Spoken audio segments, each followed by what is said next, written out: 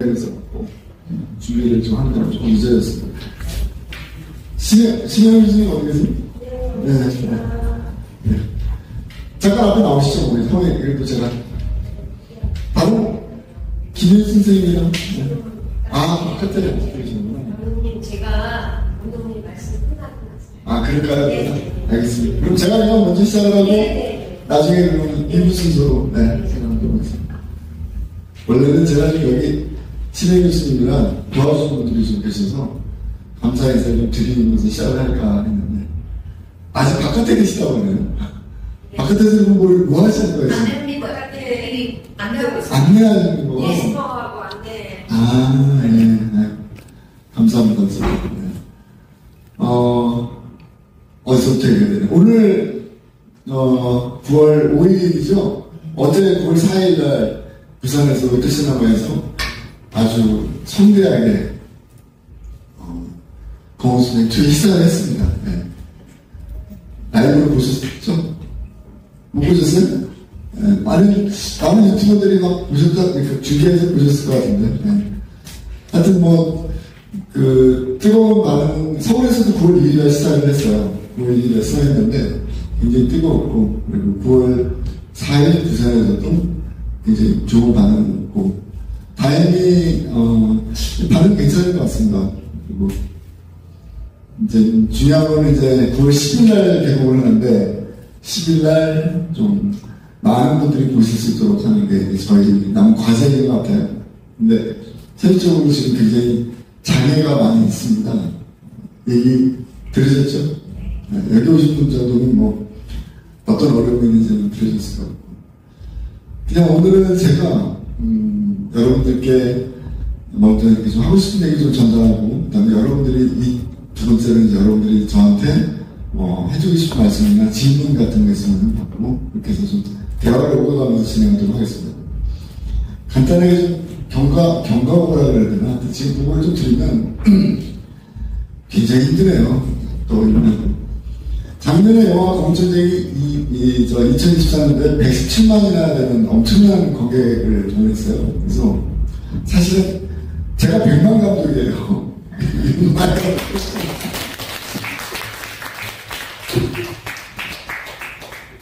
근데 아니면 객관적인 수치가 증명하는 거니까 어디서 지어낸 말이 아니라 독립영화 다큐멘터리를 해서 100만 정확히는 117만 명을 동원했습니다. 그래서 이게 쉬운 게 아니거든요. 그래서 또 어쨌든 대한민국 영화사에 좀 획기적인 어떤 획을 긋고 또 발전을 시킨 거 아닙니까? 그래서 좀 예우가 있을 줄 알았습니다.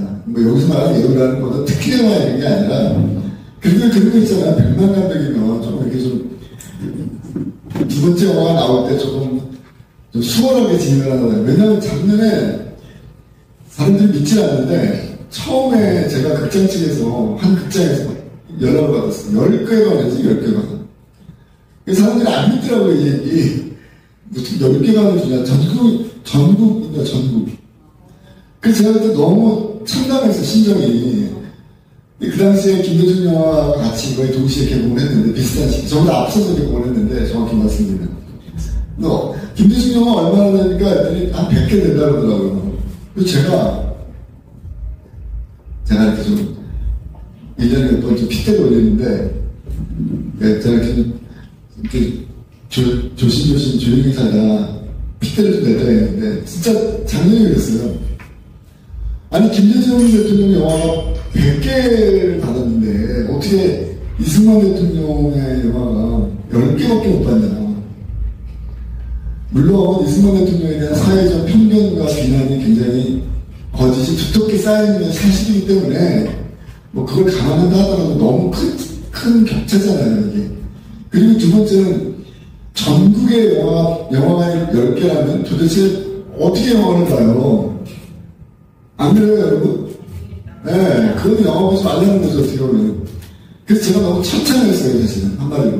그런데 다행히 여러분들 많은 분들이 도와주시고 기적처럼 이게 그리고 영화가요 이게 이 자체로 생명력이 있는 것 같아요. 이 영화 자체로.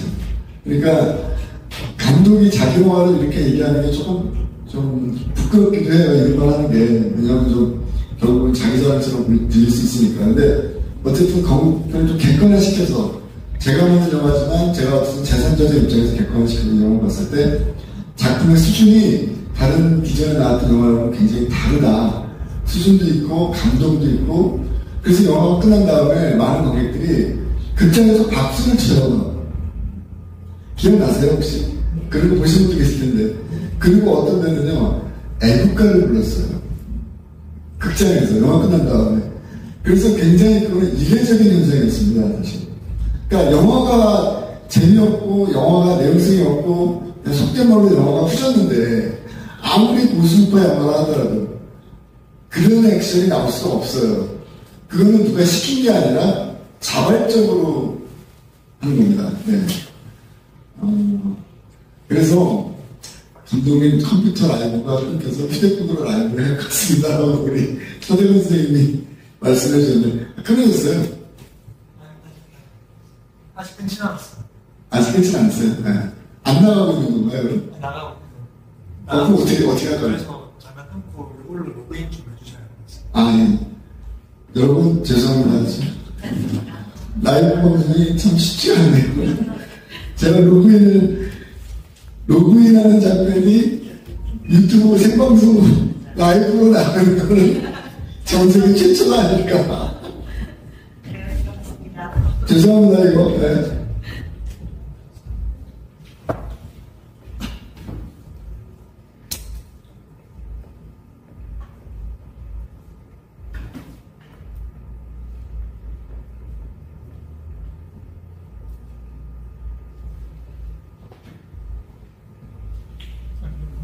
됐어요? 단독의 휴대폰으로 주셔도 단독의 유튜브로 제가 바로 라이브 켤 수 있어서. 아, 이걸 드리라고. 네. 그래서 제가 비밀번호 적다가 지금 무슨 말을 하다가 어디까지 얘기했죠? 제가 작년에 그래서 이제 많은 분들이 이렇게 많은 이렇게 호응을 해주셔갖고 끝난 다음에 애국가를 불렀다 하셔서 그 얘기가 중요한 것 같아요. 애국가 부르고 막 이렇게 저거 하고. 근데 중요한 것은 이제 저희가 이번에 2025년에 검수인 2를 준비하고 있는데 그 얘기 말씀드리려고 해요.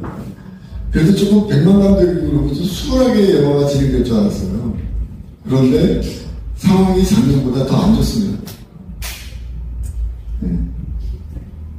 상황이 더 안 좋아요. 그래서 굉장히 힘듭니다.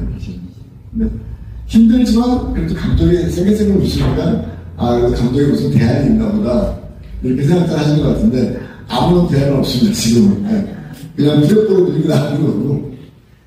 근데 몇 번 이렇게 유튜브나 이런 걸 통해서 말씀드렸기 때문에 오늘 다시 말씀드리는 건 좀 부끄러운 일이 될 것 같고 제가 이제 드리고 싶은 얘기는 이게 이제 정권 하나 바뀌었다고 이렇게 영화 한 편이 상영하는데 조건들이 까다로워지고 예전보다 이런 것들은 조금 한국 사회가 정상적으로 작동되는 것이라고 볼 수가 없을 거라고 합니다. 그러니까 이것이 저는 이제 객관적인 사실관계를 명확히 추구하는 사람이다 보니까 명확하게 확실하게 인식되지 않은 것들에 대해서는 이야기하기가 좀 꺼려져요. 왜냐면 제가 확실하게 이해를 못하는 부분이기 때문에. 근데 어쨌든 여러 가지 정황을 놓고 보면은 이 상황이 지금 굉장히 이례적이고 독특한 상황이구나. 이것은 부정할 수 없거든요.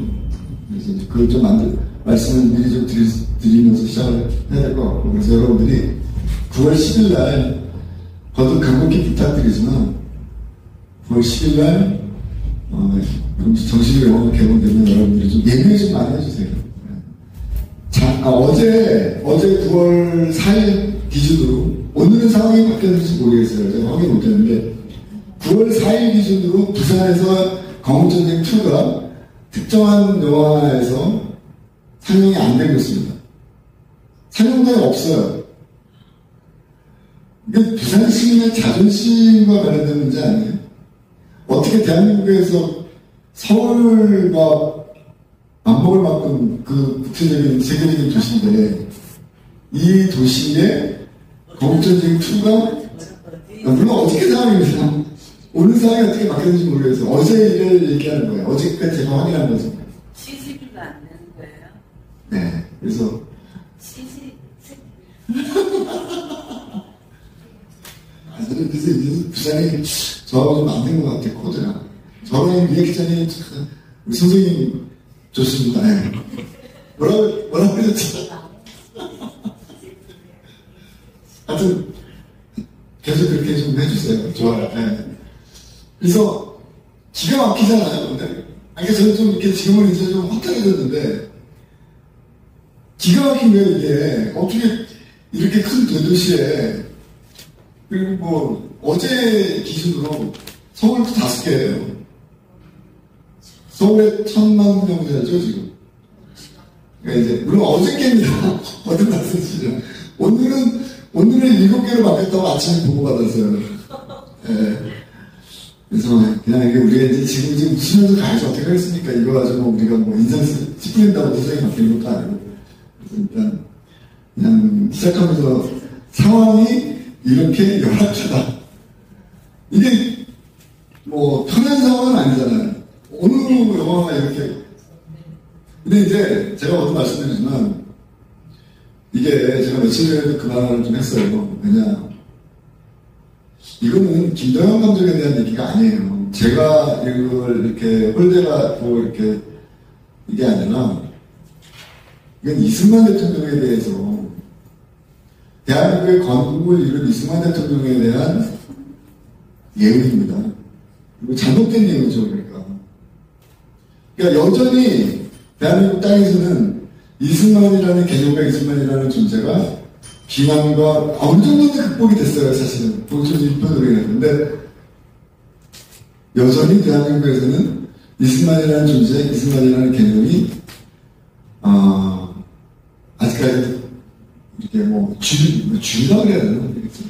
아직부터 이렇게 바뀌었는지 모르지만 여전히 비난과 어떤 왜곡의 중심에 서 있다. 이렇게 정의하면 될 것 같습니다. 그래서 건국전쟁이 또 희망할지도 모르겠고요.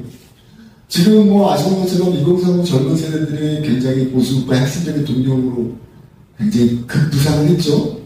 근데 저는 자부하는 게 탄핵과 계엄이라는 사태 속에서 이들이 이제 거리에서 굉장히 큰 역할들을 했지만 이 역할들을 있기 전에 제가 많은 젊은이들을 만나봤기 때문에 근거 없는 얘기는 아니라고 확신합니다. 건국전쟁이라는 영화 한 편이 사람들의 생각을 많이 바꿔놨다. 우리 역사에 대한 생각을 다시 한번 해석해 만들었다. 전교조가 가졌던 기존의 제도권 교육에 물음표를 던지는 그런 역할을 했다. 각자의 표현은 다르지만 나눠서 얘기를 들어보면 한마디로 건국전쟁으로 인해갖고 대한민국 역사를 다시 보기 시작했다라는 얘기를 많은 2030 젊은 분들이 저한테 해주셨습니다. 이것은 저한테 굉장히 큰 기쁨이었고 굉장히 큰 자부심이 됐습니다. 이 영화를 이래서 내가 이 영화를 그 힘든 과정 속에서 영화를 만들었구나 이런 생각이 들었습니다. 자, 그렇다면 이제 그 작년, 여기까지는 이제 작년에 관한 얘기고 중요한 건 올해죠. 2020년은. 여러분 검사님 보신 거 혹시 있습니까? 이 자리에서? 보셨어요? 이렇게 많이 보셨어요? 감사합니다. 어제 보신 거예요? 네. 아니, 원. 원은 엑셀리오 맞습니다. 이거 보고 있었어요? 네, 제가 완대 수술인데요. 네. 이 공기에 깨어난 사람은 한데 집에서 좁던 테레비 보고 빼고 부리는 사람은 절대 안 있어요. 사람들이 시시더라고요. 예, 감사합니다. 내려와서 박사님. 아유, 감사합니다. 네. 감사합니다. 네. 박수 한번 쳐주세요. 어제 제가 영광도시에서 오늘 같은 비슷한 토크쇼를 했는데 어제 어떤 여성분이 글쎄 제가 처음 뵙는 분이라서 그분 여성분의 나이를 물어보거나 그러지 않았는데 그래도 좀 젊은 분이었던 걸로 기억이 나는데 저한테 와서 이렇게 맛있는 과자를 선물로 주시면서 건국전쟁을 20번 봤대요. 20번. 제가 돌아다니면서 건국전쟁 지금 저 선생님처럼 7번 봤어요, 10번 봤어요. 이런 분들은 꽤 있었어요, 생각보다.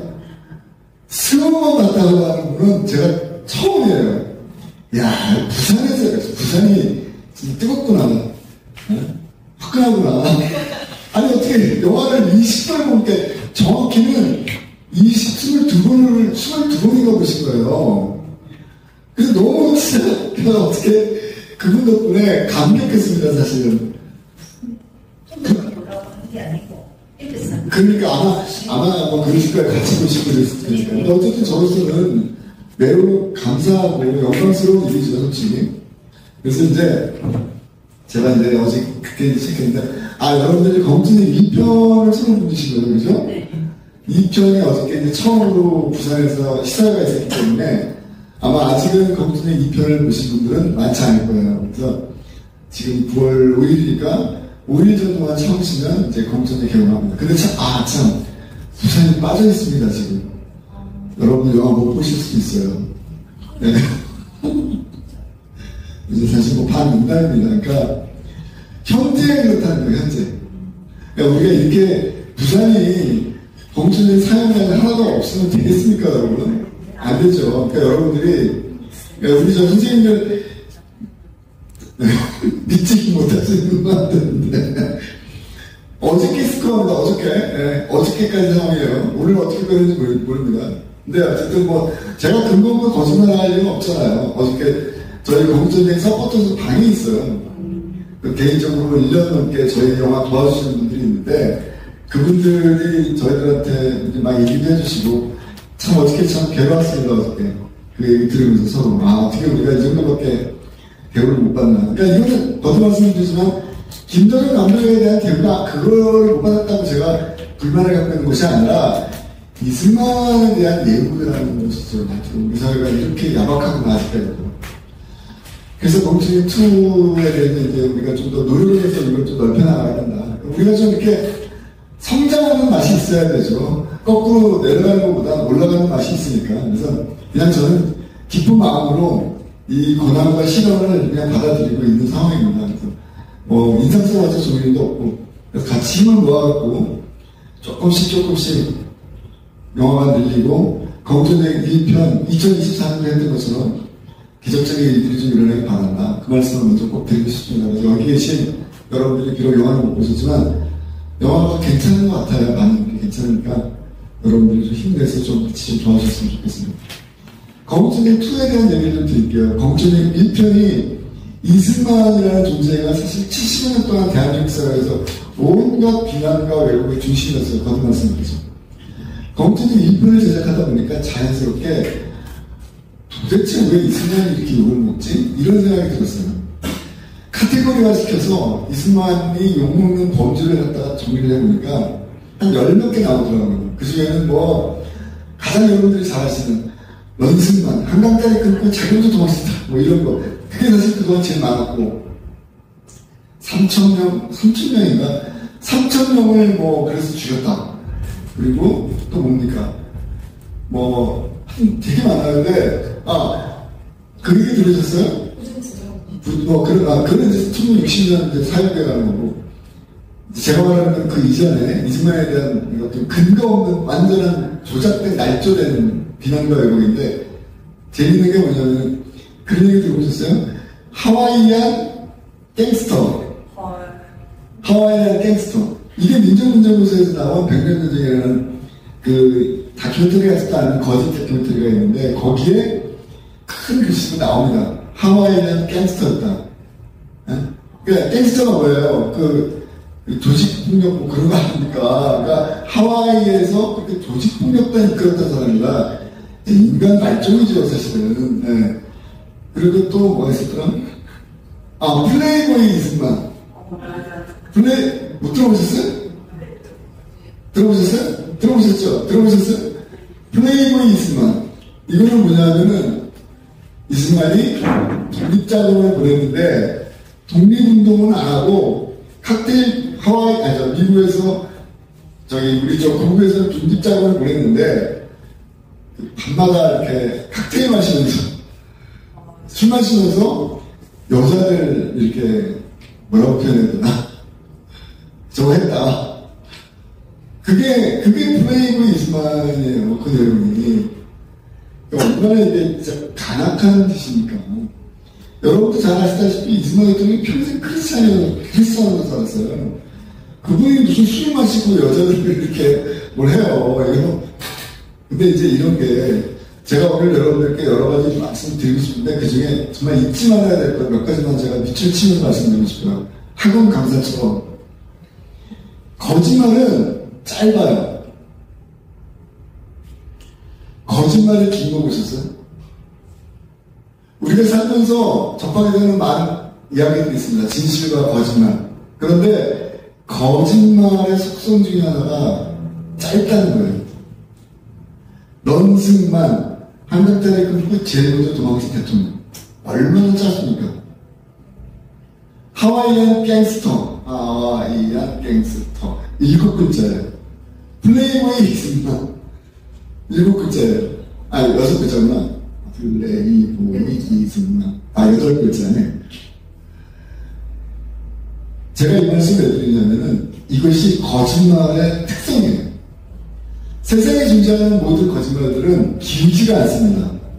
짧아요. 그리고 이게 짧아야지 거짓말이 많은 사람들 속에 빨리 확산이 됩니다. 거짓말은 다른 사람들 타인에게 빨리 확산이 돼서 거짓 이데올로기를 만들어내야 하기 때문에 짧아야 되는 거예요. 자, 그런데 진실을 수호하고 그 거짓말이 잘못된 것이다라고 뒤집는 사람들도 있을 거 아닙니까? 그쵸? 저 같은 사람들. 이런 사람들은 똑같이 우리가 수량적으로 예를 들어서 런승만 3글자로 압축되는 그 이승만의 거짓을 뒤집는데 노 런승만 이승만은 이승만은 한강다리 끊고 도망치지 않았어요 라고 얘기한다. 비슷하게 짧긴 한데 조금 더 길어지죠. 그게 통할까요? 그렇게 얘기하는 게 통할까요? 안 통해요. 이게 거짓말과 진실의 가장 큰 차이예요. 거짓말은 짧기 때문에 아주 순식간에 빠른 속도로 퍼져나가는데 진실은 이승만 대통령이 한강다리 끊고 도망치지 않았대 라고 얘기한다 그래서 그것이 뒤집혀지지 않는다는 거예요. 그렇기 때문에 진실을 이야기하는 사람들이 갖는 고통은 뭐냐면 그 진이 무엇이냐면 거짓말하는 사람들보다 수백 배, 수천 배의 문서와 증거들, 명확한 기록들, 진실을 이야기할 수 있는 그거를 보여줘야 된다는 겁니다. 70년 동안 대한민국에서 왜곡되어 있었던 이승만의 진실을 찾는 다큐멘터리 감독으로서의 역할과 그 여정은 이 여정이었던 거예요. 한마디로 제가 봤을 때.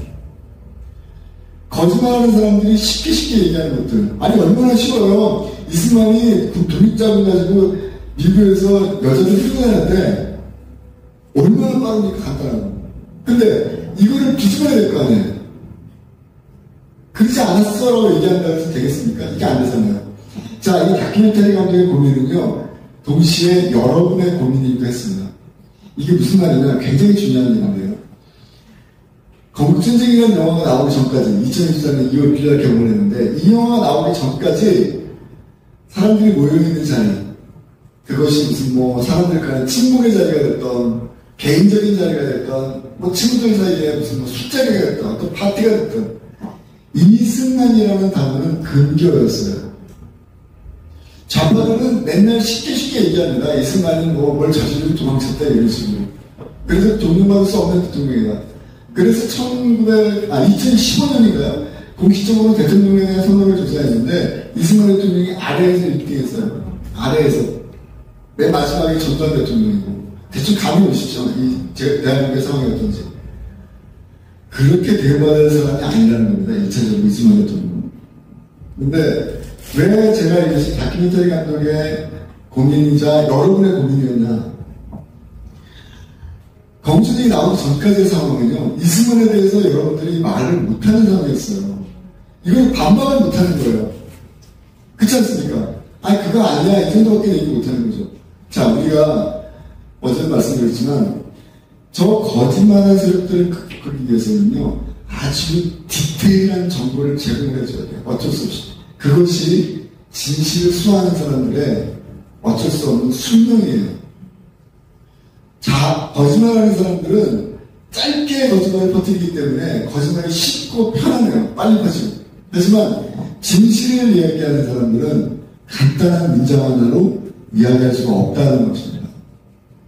그것이 이 자리에 계신 여러분과 제가 함께 어깨에 짊어를 지고 가야 할 어쩔 수 없는 숙명입니다. 숙명.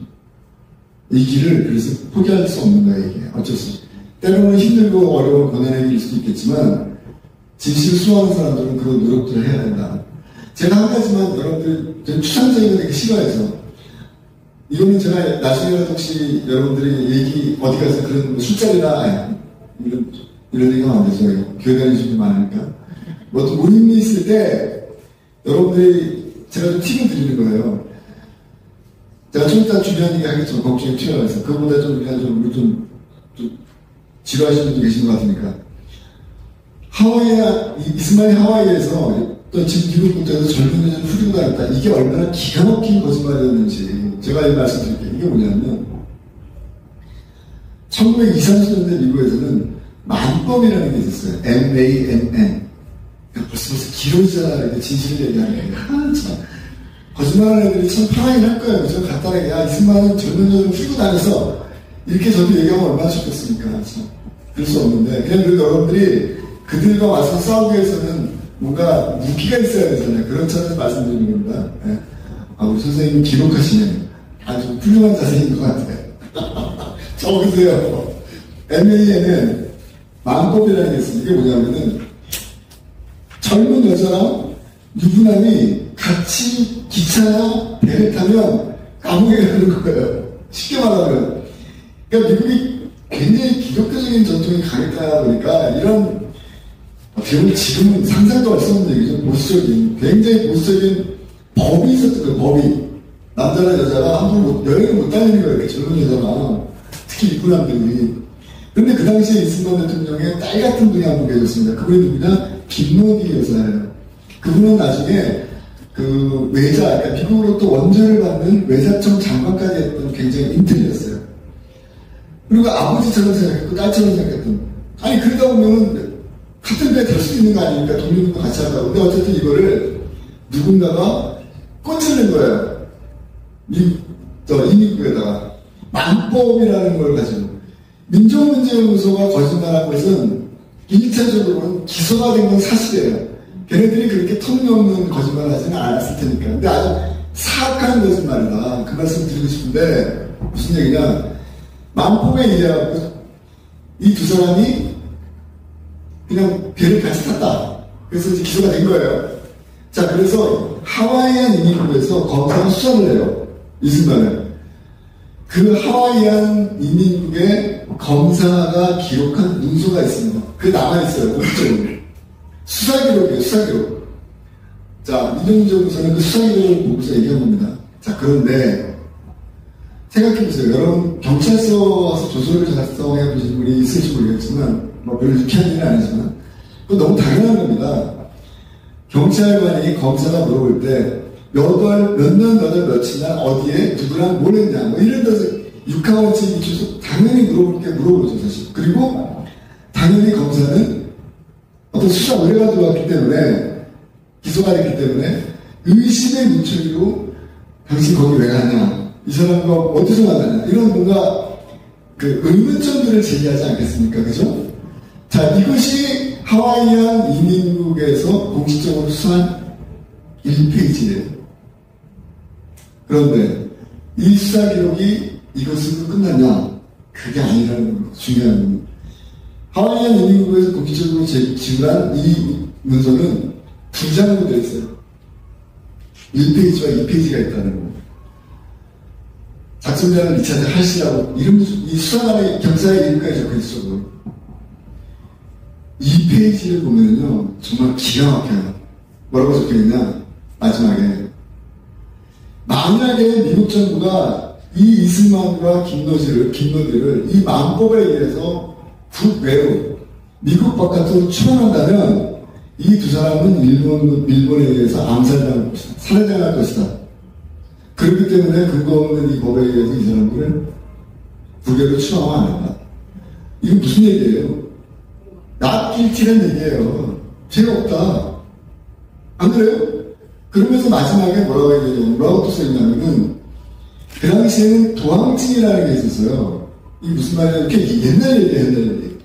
우리 같이 일종의 이제 미국 본토 시민이 아닌, 그러니까 해외에서 거주되는 사람들. 그러니까 뭐 중국인, 뭐 한국, 일본인 같은 사람들은요, 도항증이 있어야지 섬에서 본토로 출입이 가능한 거예요. 도항증. 그리고 그 도항증은 미국인의, 본토 미국인의 개런티, 서명이 있어야 되는, 보증이 있어야 되는 거예요.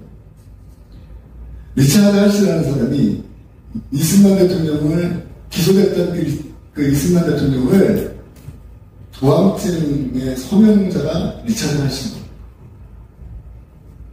수사했던 사람이 이 사람의 미국 본토 진출을 위한 도항증에 서명을 해주는 거예요. 그러면 이승만 대통령의 이 혐의는 사실인가요? 사실이 아니에요. 거짓이라는 얘기죠. 자, 제가 지금 대충 시간을 봤는데 한 7분 정도 걸리는 것 같아요. 이거 설명하는데. 제가 이 말씀 왜 드리는지 알겠죠? 이렇게 힘든 거예요, 이게. 진실을 뒤바꿔놓는다는 게. 거짓말은 10초도 안 걸려요. 이승만이 젊은 여자랑 국립자금 피셔츠 갖고 맨날 칵테일 파티하고 놀았대. 몇 초 안 걸리잖아요. 10초밖에 안 걸리잖아요. 하지만 이걸 뒤집기 위해서는 이런 고통과 시련과 어려움이 따른다는 겁니다. 근데 이거 우리가 힘들고 어렵다 그래갖고 무책임하게 방기해야 되겠습니까? 우리 이 나라가 어떻게 만든 나라인데 안 그래요? 우리가 해야죠. 그거 뒤집어야죠. 그래서 저는 다큐멘터리 영화 만들고 있는 거네요. 여러분들이 거짓말하는 사람들과 맞서 싸우시라고 좋은 기회 박수까지 쳐주시고 네. 쳐주세요. 그러면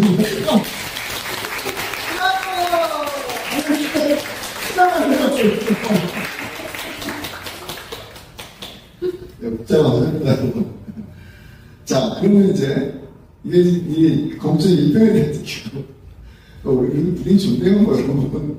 그리고 수동세 얘기해야지 뭐 5개밖에 못 받았지만 그래서 이제 그러다 보니까 이승만 대통령에 대한 온갖 비난과 열고 제가 이승만 대통령 비난과 열고 처리 전문자가 된 거예요, 일종의. 근데 그러다 보니까 한 가지 굉장히 높은 산봉우리 하나, 우리가 이제 등산하는 것처럼 봤을 때 언덕들 막 넘고 높은 산봉우리 넘고 막 했는데 큰 산봉우리가 앞에 눈앞에 나타나더라고요. 하다 보니까 그게 뭐냐? 이승만은 무고한 양민을 학살했다. 이승만은 죄 없는 무고한 국민들을 학살한 대통령이다. 들어보셨죠? 이런 얘기. 많이 들어보셨을 거예요. 아직도 그런 얘기 하고 있으니까. 이 산은 굉장히 높은 산봉우리예요.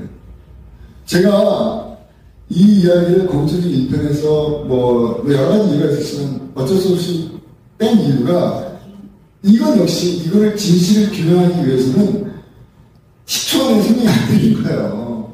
어마어마한 시간과 어마어마한 객관적 자료들, 증거물들이 존재하지 않고선 이 큰 산봉우리를 넘을 수가 없더라는 거죠.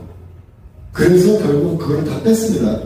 그랬더니 기억나실 거예요. 황현필 같은 그 유튜버 얘네들은 맨날 뭐 건국전쟁이 거짓말을 한다 이렇게 얘기해요. 들어보면 무슨 얘기하는지 아세요? 건국전쟁이 죄 없는 양민들을 학살한 얘기는 쏙 빼놓고 얘기를 안 하고 거짓말하고 있어. 바보 아닙니까? 감독이 그 얘기 뺐다니까 의도적으로. 왜 뺐겠어요? 아니 세상에 간단하게 이승만은 양민 학살한 사람이 아니야. 지들이 거짓말하는 것처럼 간단히 해결할 수 있으면 저도 그렇게 하고 싶어도 내가 왜 이렇게 피곤하게 인생을 살겠어요? 안 그래요? 하지만 거듭 제가 설명드리지만 그것은 황현필 같은 거짓말하는 사람들이 쉽게 할 수 있는 것들이지만 진실을 수호하는 사람들은요 그게 안 돼요.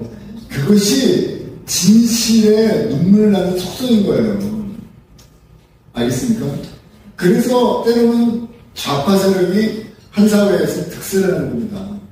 진실을 말하는 사람들이 열세에 놓이고 지금이 어떻게 보면 그 시기죠. 하지만 새벽이 오기 전까지, 그러니까 해가 뜨기 전, 이 새벽 마지막, 이 새벽 새벽의 순간이 해가 뜨기 전에 이 순간이 가장 어둡다고 그러잖아요. 지금 그렇게 생각하시면 돼요. 쌩글쌩글 웃잖아요, 감독이. 5개밖에 못 받았는데. 아무튼, 그래서, 거듭 말씀드리지만, 이 거대한 산봉우리, 그게 뭐냐. 이 순간이 양면을 학살했다. 죄 없는 사람들을 막 죽였다. 이 산봉우리를 넘어야 되는데, 이거는 도저히 공적인 일표에다 이것까지 늘라고 생각하니까 영화가 3시간이 넘어가는 거예요. 공적인 일편이 100분이었어요, 100분. 100분도 짧은 게 아닙니다. 1시간 40분. 1시간 40분 동안 영화 극장에서 가만히 앉아있는데 이게 얼마나 쉽지 않은 일이에요. 영화가 재밌기 때문에 1시간 40분 동안 시간을 만끽하는 거지, 우리가 신체적으로 1시간 40분 동안 이게 생리적으로 쉬운 게 아닙니다. 그래서 과감하게 뺐어요. 그걸 빼고, 그래, 다음에 니들 두고 보자. 내가 다시 한번 요 거대한 산봉우리를 넘기 위해서 내가 제대로 된 객관적 기록과 자료들을 통해서 해봐야 되겠다. 그것이 검적인 2의 결과물입니다. 그래서 검적인 2는 이승만 대통령이 사람들을 마구 죽였대, 죄 없는 사람들을 양면 학살했대에 대한 준대원 감독의 반동에서 시작된 거예요. 이거를 뒤집기입니다. 출발을 거기였던 겁니다. 그래서 제가 아마 신문자료나 이런 데서 신문에서 보도된 내용을 보시면 그런 얘기 들으셨을 거예요. 공투쟁은 좌익 공산주의자들이 1945년서부터 1950년 6.25 항쟁이 일어나기 전까지 뭘 했는지 대한민국 땅에서. 자, 결론적으로 말씀드릴게요. 이 시기가 굉장히 중요한 시기예요. 대한민국의 역사적 관점을 올바로 잡아나가는 데서. 자, 그런데 이게 왜 지금 이렇게 비틀고 왜곡됐느냐? 좌익들은 아까 말씀드렸잖아요. 거짓말에 능한 사람들이니까, 야, 이 시기가 자신들에게 굉장히 불리한 시기인 거예요. 그러니까 이 시기를 집중적으로 연구했어요.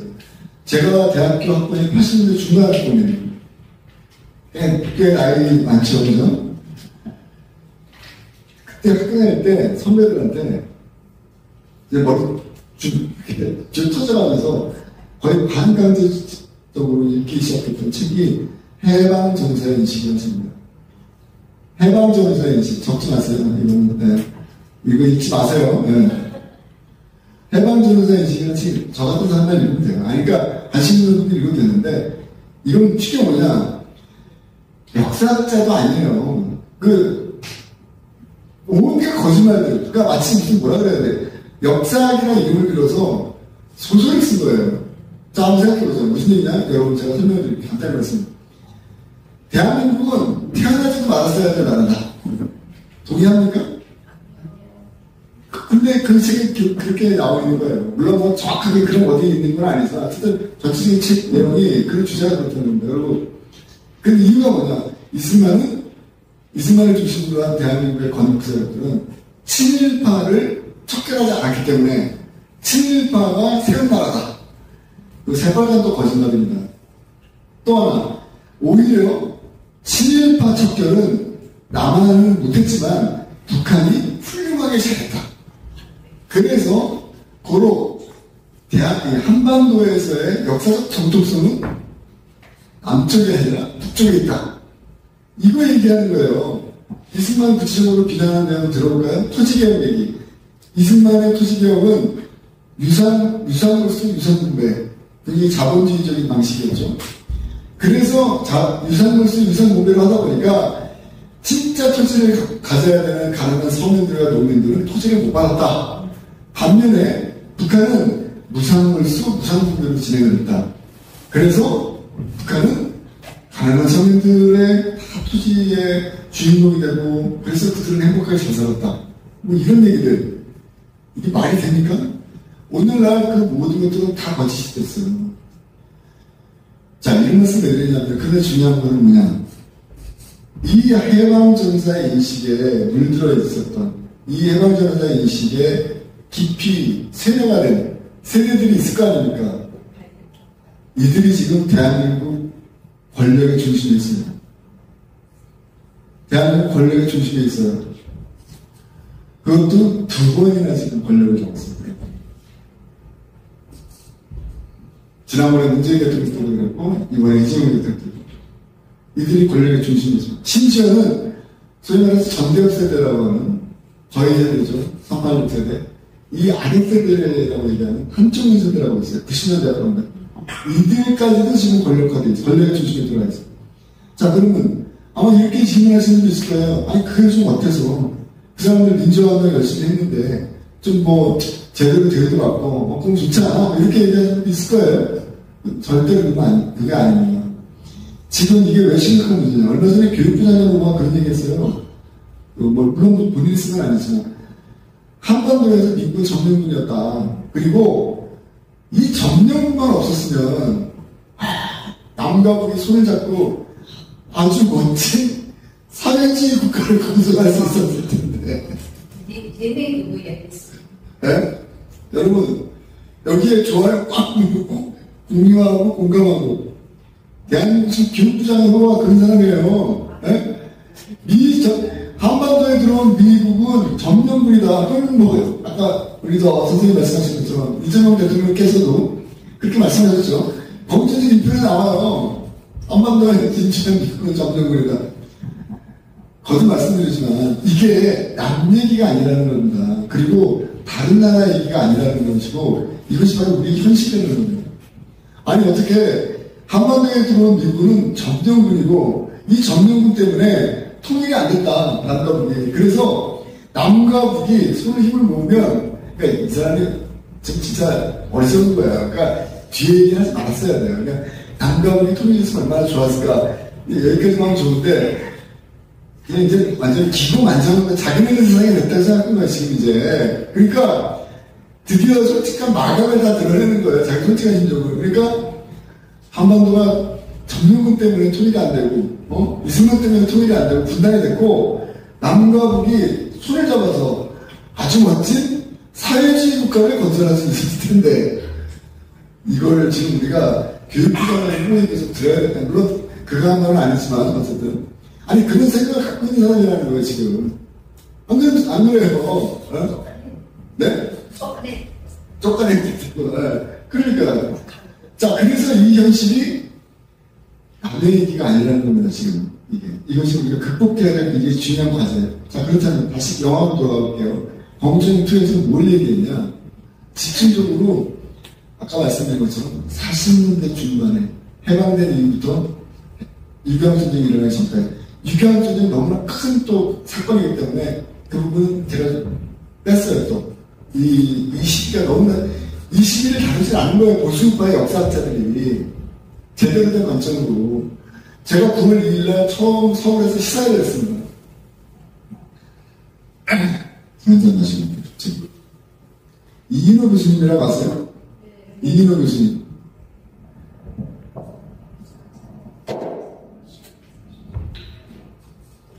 이인호 교수님이 시사회에 오셨어요. 이인호 교수님 모르세요? 아시잖아. 네.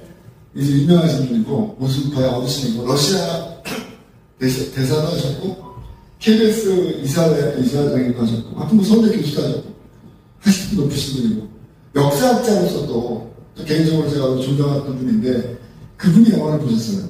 그래서 사실 개인적으로 다른 어떤 분보다 이인호 여사님 제가 뱃속에 보니까 이인호 여사님이랑 식사를 하는 선생님이에요. 괜찮아요. 죄송합니다. 이인호 여사님이 아니라 이인호 교수님이 물 한잔 먹고 하겠습니다.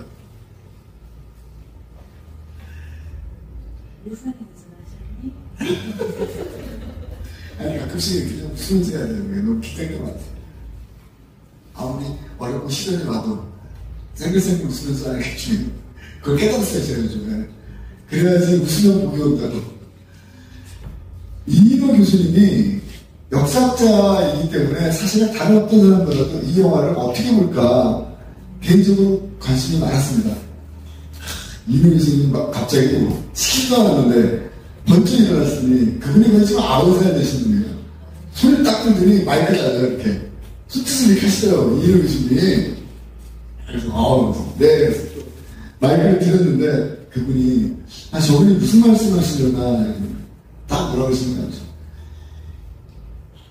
역사학자들이 그동안 방기했던 1940년 중반부터 이경수, 제가 지금 말씀드렸던 그 해방정비라는 그 시기.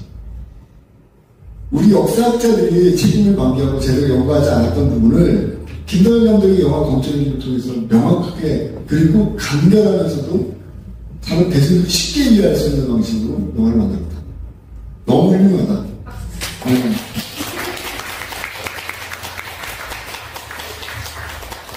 이번에 이능호 교수님이 굉장히 이렇게 약간 시니컬하시기도 하고 학자이기 때문에 근데 그런 말씀 하시는 거예요. 그러면서 야, 이 영화 너무 잘 됐어. 내가 100장 예약할 거다. 바로 그러니까요. 바로 현장에서 내가 100장 예약할게. 그 말씀을 하시는 거예요. 대충 분위기가 어떤 분인지 아시죠? 제가 좀 잘하겠습니다, 솔직히. 이인호 교수님. 근데 이 말씀을 왜 드리냐면, 이거 우리가 처절하게 반성해야 될 부분이에요, 솔직히. 제가 봤을 때는, 이 시기가 너무 중요했다는 겁니다. 이 해방정부이라는 시기가. 이 시기를 국민들한테 객관적 사실과 진실을 올바로 알렸어야 되는데, 이 시기를 제대로 알리지 않았기 때문에, 우리의 숱한 왜곡이 나타난 것 같아요. 특히, 이승만 대통령에 대한 숱한 왜곡. 거듭 말씀드리지만, 제가 아까 큰 높은 산이라고 말씀드렸던, 이승만이 사람을 무차별적으로 죽였대. 괴로운 사람들을. 이거거든요. 자, 그래서 제가 이번에 큰 용기를 내서 무엇에 주목했느냐? 제주 4.3 사건에 주목했어요. 쉽지 않은 거예요, 사실. 그쵸? 아시죠? 네? 제주 4.3 특별법이 나오고, 심지어는 여성 반란 사건 특별법도 나왔어요. 우리 젊은 세대들 여성 반란 사건, 제주 사건 잘 몰라요. 언론에서 얘기하니까, 제주 4.3 이거 그냥 피상적으로만 알더라고요. 얼마 전에 제가 정말 지금 지하철 공사에서, 지하철 광고가 막 강제로 철거당하는 상황 아시죠? 그래서 이제 막 열심히 글도 쓰고 그랬는데, 그러다 보니까 이제 제주선에 대해서 제가 조금 언급했어요, 그 당시 상황을. 서민 교수라는 분 있으시잖아요. 굉장히 재밌는 분이. 제가 서민 교수님한테도, 교수님 좀 나 이거 도와줘요. 이거 지하철 광고 이거 내려가는데, 교수님 같은 분이 좀 열심히 좀 도와주셔야죠. 그거 좀 해주시고. 그래서 이제 제가 쓴 글들이 몇 개 있어요. 제 입장문들. 너무 부당하다. 쓰면서 제주 4.3에 대해서 쓴 글이 하나 있어요. 생각해보니까 그게 서울에서 부산 내려올 때 KTX에서 쓴 글이네. 그러네요. 제가 잠깐 착각했네. 눈물로 씨를 뿌리는 자는 기쁨으로 단을 거두리다. 라는 제목이 붙어 있는 거예요. 혹시 읽어보신 분 계세요? 읽어보셨어요? 제가 쓴 글? 맞아. 그게 부산 내려올 때 KTX 쓴 글이에요. 너무 억울해갖고, 제가. 그래서 이제 그 글을 그걸 한번 읽어봐 주세요. 제 채널 김도현 TV 게시판 들어오면 다 있어요. 전문이. 네.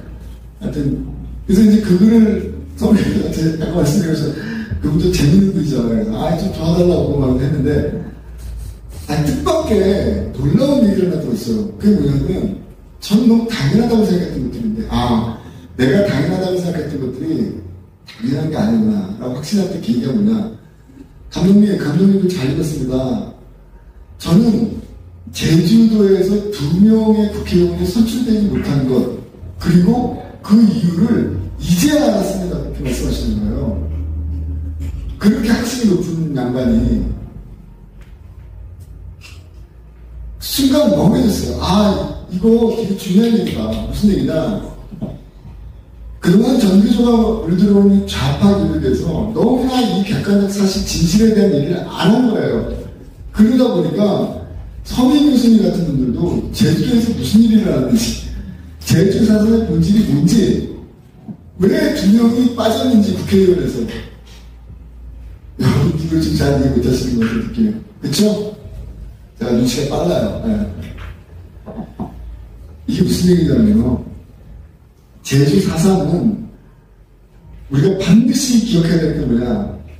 1948년 5월 10일 날 이 땅에서는 굉장히 중요한 선거가 있었습니다. 유엔이 정한 거예요. 유엔이. 왜냐? 맨날 무슨 뭐, 식탁 김치가 어떻고, 뭐, 굉장히 복잡했거든요, 사실은. 그 당시에. 해방 이후에 대한민국이 어떤 길로 가야 될지를 놓고 너무나 많은 주장들도 있었고, 자본주의 진영의 미국과 공산주의 진영의 소련의 입장도 달랐고, 우리 민족 내부에서도 굉장히 혼란스러웠고, 그래서 결국에는 이제, 오케이, 그러면 유엔이 정한 헌법적 선거를 통해서 너희들이 선거를 해라. 사실 그게 가장 민주주의잖아요. 그래서 너희들이 어떤 정부 형태를 정할지 한국인들 스스로가 결정을 해라. 굉장히 의미 있는 선거죠. 그리고 굉장히 중요한 선거입니다. 오늘날의, 결론부터 얘기하면 오늘날의 자유민주주의의 기초가 거기서 들어있기 때문에. 자, 그러면 좌익들은, 그러니까 제가 좌익들에게 맨날 얘기하는데, 싫어하는 이유가, 니들이 그렇게 당당하면 정말 당당하게 세상을 살아가는 그 얘기예요. 무슨 얘기냐. 아니, 그렇게 자신있고, 그렇게 당당하면 선거를 받아들이면 되잖아요. 1948년도에 46년도부터 시작해서 기록이 계속 나왔는데 미군정에서부터 보고서 보면은 남로당 세력들, 자유공산주의 세력이요 어느 정도나 규모가 됐을 것 같으세요? 53만 8천 명이 공식적으로 당원에 등록을 했어요. 지금 국민의힘이 제가 정확한 수치는 모르겠지만 한 80만 정도 될 거예요. 100만이 안 될 거예요. 그죠? 뭐 100만 당원, 100운동 이런 거 포스터가 나오는, 스노우로 나오는 거 보니까 100만이 안 될 거란 말이죠. 1946년도에 좌익 공산주의, 사회주의를 표방했던 남로당이 공식 당원이 53만 8천 명이에요. 그럼 이건 어마어마한 수치예요. 그쵸? 제가 이 말씀을 왜 드리느냐. 낭만적으로 지금 우리가 그 당시를 이해하면 안 된다는 겁니다. 그 시기로 돌아왔을 때 45년 해방 이후부터 한쪽에 일어나는 그 시기는요, 처절했던 시기예요. 그리고 두 번째는 뭐냐, 좌익 공산주의 세력이 월등히 앞서 있었던 시기입니다. 53만 8천 명이 당원이었어요. 47년도에 민민정청에서 조사를 했습니다. 대한민국 국민들, 당신네들이 원하는 국가체제는 무엇이냐? 그랬을 때 1등이 뭐였는지 아세요? 인민공화국이에요. 인민공화국. 인민공화국. 자유민주주의 이런 체제는 20% 내외였다고 생각했고, 인민공화국의 72%인가? 제가 수치가 정확히 기억 안 나는데, 어마어마한 수치가 압도적으로 사회주의가 우월했던 그 상황입니다, 사실. 이 상황을 역전시킨 게 이승만이라는 겁니다, 사실. 근데 어쨌든 중요한 건 뭐냐면, 제가 말씀드린 거는, 이런 상황이다 보니까, 이 상황에 기초해서 그 당시 어떤 일들이 일어났는지 발견하는 거예요. 좌익들 입장에서는 50선거를 갖다가 어떻게든 제가 무력화시키는 게 급선거였던 거예요. 왜냐? 민주주의 방식으로 선거를 했을 때 자신들이 권력을 장악하기 어렵다고 판단했기 때문에. 그래서 당시 유엔 감시위원장이 북한을 못 들어가요. 남한밖에 못 들어가요. 북한은 아예 차단을 합니다, 사실. 여러분, 재건공산당이라고 들어보셨어요? 이게 뭐냐면은, 공산주의자들이 처음으로 공산당을 표방하면서 활동을 시작하는 어떤 조선공산당을 말씀드리는 거예요. 이 조선, 일제시대 때도 있었어요. 1920년대. 그러다가 이제 일본 경찰에 의해서 괴멸이 됐는데, 괴멸이라기보다도 사라졌는데, 이게 다시 해방된 이후에 이제 활동을 시작하는데, 재건공산당 활동을 시작한 날짜가 몇인지 아세요? 때로는 날짜가 굉장히 중요해요, 여러분. 재건공산당, 박헌영을 중심으로 한 재건공산당주의자들이 공산당 재건을 부르짖으면서 지금은 없지만 장안빌딩이라는 곳에서 이렇게 좀 수련을 하면서 했겠죠. 날짜가 언제인지 아세요? 내가 오늘 여러분 좀 이제 좀 졸린 시간이 된 것 같아. 퀴즈를 좀 드리면서 오늘 제가 검은색 포스터를 갖다가 3장을 갖고 왔어요. 사인해하고. 맞추시는 분에게 드릴게요. 사인 있는 포스터입니다. 네. 자, 재건공산당이 본격적인 활동을 시작한 날짜를 맞추시는 분에게, 아니면 비슷하게 날짜를 맞추시는 분에게 포스터 드릴게요. 거수, 네. 1948년 3월 15일. 3월 15일. 틀렸습니다. 또, 이렇게 질러보세요. 3월 1일. 3월 1일. 틀렸어요. 6월달. 48년 6월. 틀렸습니다. 이쪽 선생님 하세요.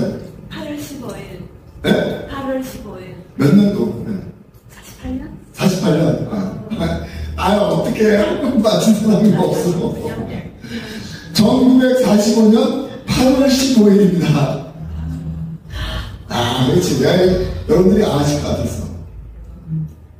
재건 공산당이, 이제 우리 공산당 활동을 시작해야지 하고 간판 걸면서 공산주의를 끌어모으고, 이제 우리 세상에 왔어.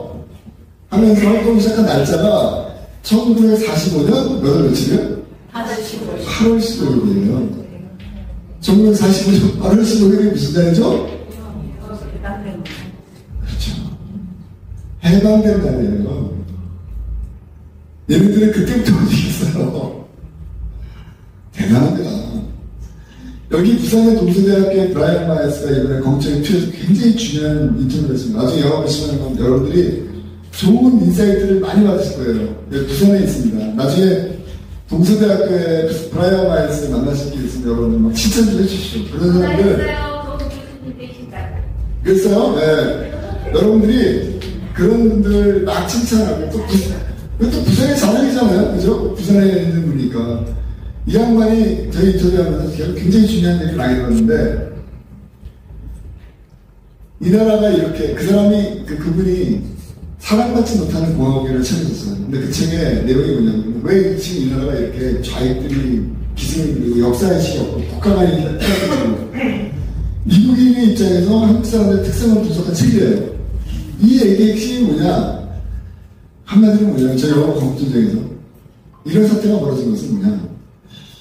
아주 집요하고 완강하고 포기할 줄 모르는 역사를 왜곡시키려는 그런 좌익들과 아주 양반처럼 개념 없이 그냥 좋게 좋으지 하면서 안일하게 역사인식, 역사투쟁 현장에서 뒷걸음질 쳤던 아무 생각이 없었던 보수파의 한작품이다.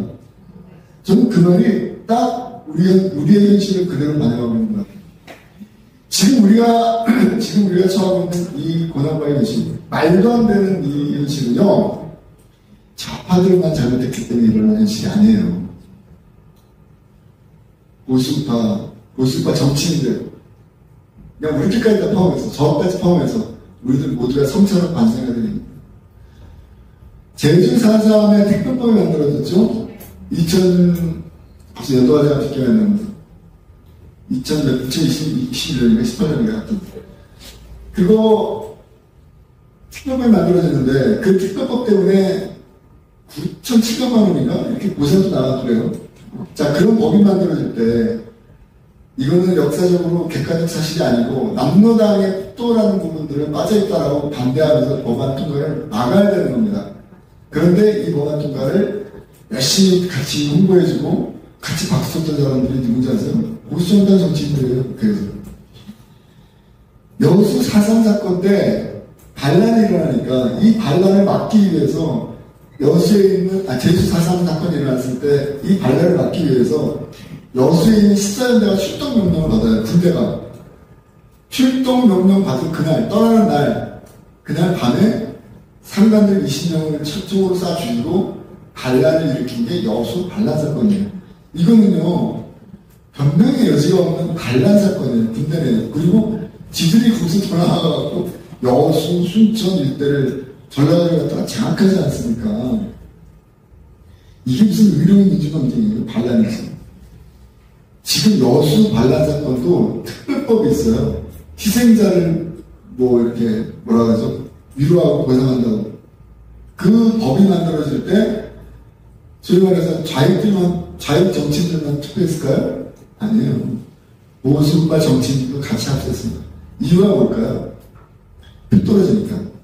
괜히 쓸데없는 나는 좀 인간적으로 보이고 맨날 얘기하니까 이승만이 사람 죽이고 죄 없는 사람들을 그 시절에 죽였으니까 잘못된 역사관이 그렇게 무서운 겁니다. 해방 다시 거꾸로 수급하면 1948년도 이 사건을 해방전사 인식처럼 죄 없는 사람을 무차별적으로 학살한 걸로만 기록되어 있으니까 지금 현재의 정치인들이 당연히 거부권을 행사해야 되고 당연히 저항을 해야 되는데 아무런 저항도 하지 않고 나도 인간적인 거 좋아해요. 나 휴머니스트예요.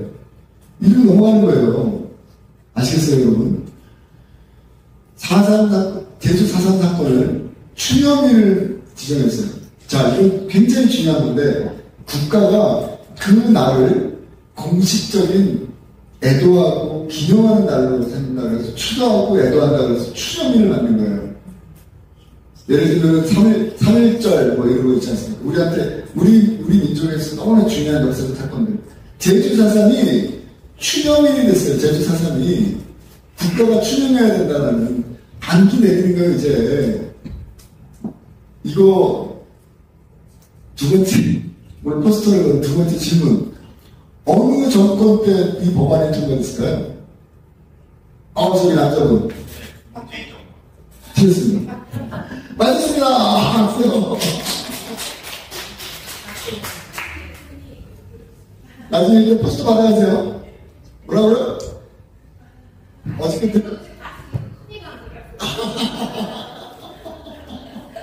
컨디가 쪘다고. 그래도 그냥 말씀을 하죠. 그래도 두 분씩이나 하셨는데, 박수 한번 주세요. 제주 4.3 사건이 국가적 추념일이 됐어요. 그 추념일을 박근혜 정권 때 지정한 겁니다.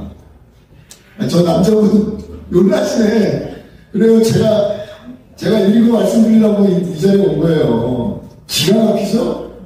상상 초월이죠? 1998년도, 벌써 시간이 벌써 이렇게 빨리 지나네.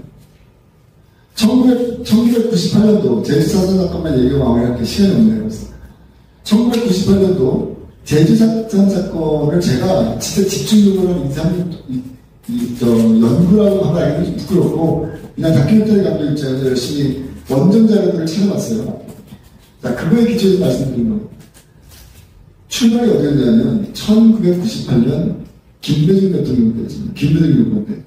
김대중 정권 때, 김대중 대통령이 1998년도에 CNN과 인터뷰를 해요. CNN, 미국의 CNN 언론사. 정권 초기에. 그래서 무슨 얘기가 온 거 아니야? 핵심적인 건 딱 두 마디입니다.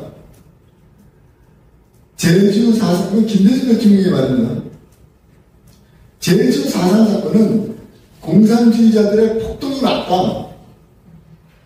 두 번째입니다. 그런데 그 과정에 억울하게 희생된 사람들도 많다. 그래서 이제는 우리가 그 억울하게 희생된 사람들을 좀 보듬어야 된다. 그렇게 해서 특별법이 만들어졌습니다. 얘네들은 걸핏한 특별법부터 만드는 것 같아요. 그래서 제주도는 특별법이 만들어진 겁니다. 98년도에. 자, 이 말씀 왜 드리냐.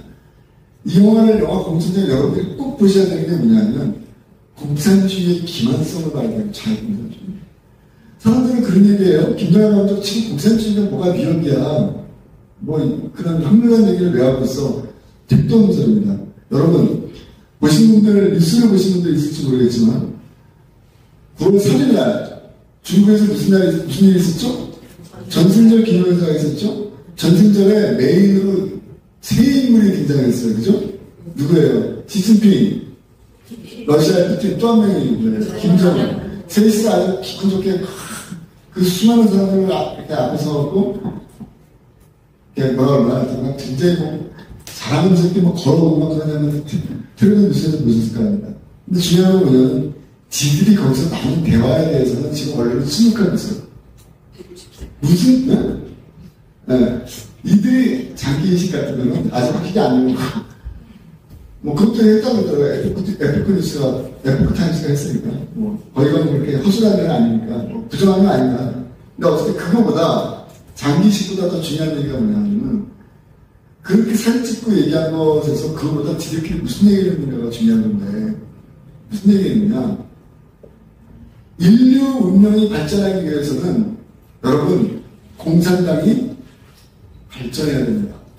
우리 공산주의 국가들이 인류 운명을 압도하고 지도하는 그런 나라가 되는 뭐 이런 얘기 정확한 어디는 아니지만 이 소리 키치지 않아요? 이게 공산주의자들의 이것이 아주 먼 다른 얘기가 아니에요. 우리에게는 너무 가까운 얘기예요. 여러분 휴전선까지 여기 부산이니까 좀 모르겠지만 서울을 기점으로 해서 휴전선까지 몇 킬로인지 아세요? 세 번째 문제 포스터 드릴게요. 서울을 기점으로 해서 수원까지 몇 킬로인지 아세요? 거리가 얼마나 떨어졌을까요? 40km. 오! 야, 이분 풀써 드리잖아요. 40km. 이거 40km는요, 자동차 100km 달렸을 때 20분 다 걸리는 거예요. 네? 그렇게 가까운 거래요. 그 가까운 거리 바깥에 세상에서 가장 잔인한 독재자가 있는 거예요. 우리가 지금 거대, 중국은 말할 것도 없고, 물론 좀 공산주의라고 말할 수는 없지만, 지금 시진핑하고 같이 사진 찍고 다니는 거 봐서는 뭐, 전체주의 국가 러시아에 비슷한 거죠, 사실. 얘네들까지 합치면, 정말 한반도 위쪽은 거대한 붉은 공산주의 세력이 장악하고 있어요. 이 남얘기가 아니에요. 그리고 오래되지 않았습니까? 이 역사가. 그럼에도 불구하고 대한민국은 어떤 나라보다도 그래서 이런 나라가 없어요. 이렇게 어떻게 보면 공산주의, 그러니까 이게 솔직히 말씀드려서 1948년도 50년대 때 대한민국은 이미 그냥 적화가 되고 남아서 나라인 거예요. 솔직히 말해서 전쟁도 있었잖아요. 이걸 다 먹어버리려고 하는 거예요. 이거를 역전시킨 게 누구냐? 이승만의, 저는 역사 현장을 아무리 붙여봐도요, 이거는 이승만이라는 아주 예외적 존재가 있었기 때문이에요. 흥미로운 거는 이 예외적 존재의 특출난 존재인 이승만에게 권력이 한때 장악되어 있다는 거예요. 예외적 존재가 누구나 다 권력을 장악하진 않잖아요. 특출한다고 해서 먹이 똑똑하다고 그래갖고 권력을 장악하지 않는데, 대한민국이 가졌던 가장 큰 행운은 이승만과 같은 투철한 기독교 정책, 이승만과 같은 탁월한 국제적 안목, 천재적인 미래를 내다보는 능력, 이러한 예외적 존재가 권력을 장악했다는 겁니다. 그렇기 때문에 대한민국이 공산주의 세력으로부터 이 나라를 자유주의를 지킬 수 있었다는 게 제 결론이에요. 그렇게 우리가 역사를 인식해야 되지 않나. 그게 그냥 객관적 사실이고. 자, 그렇기 때문에 지금 벌어지고 있는 모든 것들이 같은 연장선에서 지금 벌어지고 있다. 이 말씀 꼭 드리고 싶습니다. 그래서 시간이 없다 보니까 이제 많이 좀 빨라지는데, 그래서 제주 4.3 사건, 아까 김대중도 좀 말씀드렸죠? 다시 그 얘기로 돌아와서 고익경영 정리하겠습니다. 공산주의자들의 폭동이 맞다. 그런데 죄 없는 사람들이 희생이 됐으니까 이 사람들을 뭐 어떻게 좀 달래줘야 되고 뭐 고생도 해줘야 되고 여기서부터 시작된 겁니다. 그러고 나서 이 특검을 기초해서 2003년도에 노무현 정권 때 제주 4.3 진상보고서 작성이 만들어져요. 정부가 보고서를 만드는 거예요. 자, 출발은 2단추부터 잘못된 겁니다. 제가 생각할 때 냉정하게 봤을 때 90% 김대중 대통령까지는 큰 문제가 없어요. 왜냐면 뭐 그럴 수도 있으니까 사람이 공식적으로 14,800명인가가 사망했다고 하니까 적은 숫자는 아니죠. 하지만 보다 중요한 건 앞문장에 있습니다. 공산주의자들이 이렇게 보통. 그러니까 적어도 김대중까지는 사태를 객관적으로 본 거예요. 그런데 문제는 어디서부터 어긋나기 시작했냐? 노무현 정권 때입니다. 제주 4.3 진상보고 기획단이 만들어져요. 그런데 이 기획단의 단장이 누군지 아세요? 포스터 하나 나왔죠? 포스터 나왔어요? 포스터? 아까 틀렸으니까 한 장 나왔죠? 자, 이 기획단장, 제주 4.3 진상보고서의 뭐라 그러지, 정부보고서를 만드는 뭔가 이걸 관할하는 특별 기구가 만들어지고, 이건 누군가가 어쨌든 좀 해야 될 거 아닙니까? 대표로. 자, 이 진상보고서, 제주 4.3 진상보고서 기획단장이 선임이 돼요. 누굴까요? 여러분들이 이름 되면 알만한 사람입니다. 누구요? 아니요. 힌트? 이거 지금 힌트를 드려야죠. 그러면 어떤 힌트를 드려야 되나? 성이 박씨예요. 오, 나이스. 누구야? 여자분. 김동대. 남자. 누구야? 누가 생긴 걸 봐요. 네. 맞습니다.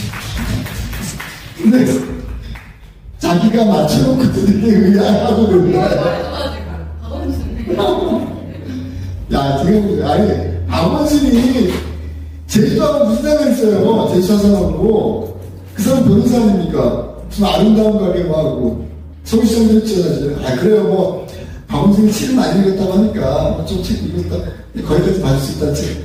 그래도 그렇지.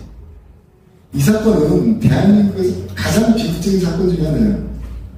그런데 가장 좌익적인 성향을 갖고 있는 사람이 거기 기획당이 된 거예요. 그리고 객관적 자료를 찾으니까 원래 그 제주도산 진상보고서 기획단의 단장으로 선임됐던 인물이 있어요. 공식적인 건 아니지만 내부적으로 그분은 누가 이름은 말할 수 없지만 역사학자고 그리고 교육학자였어요.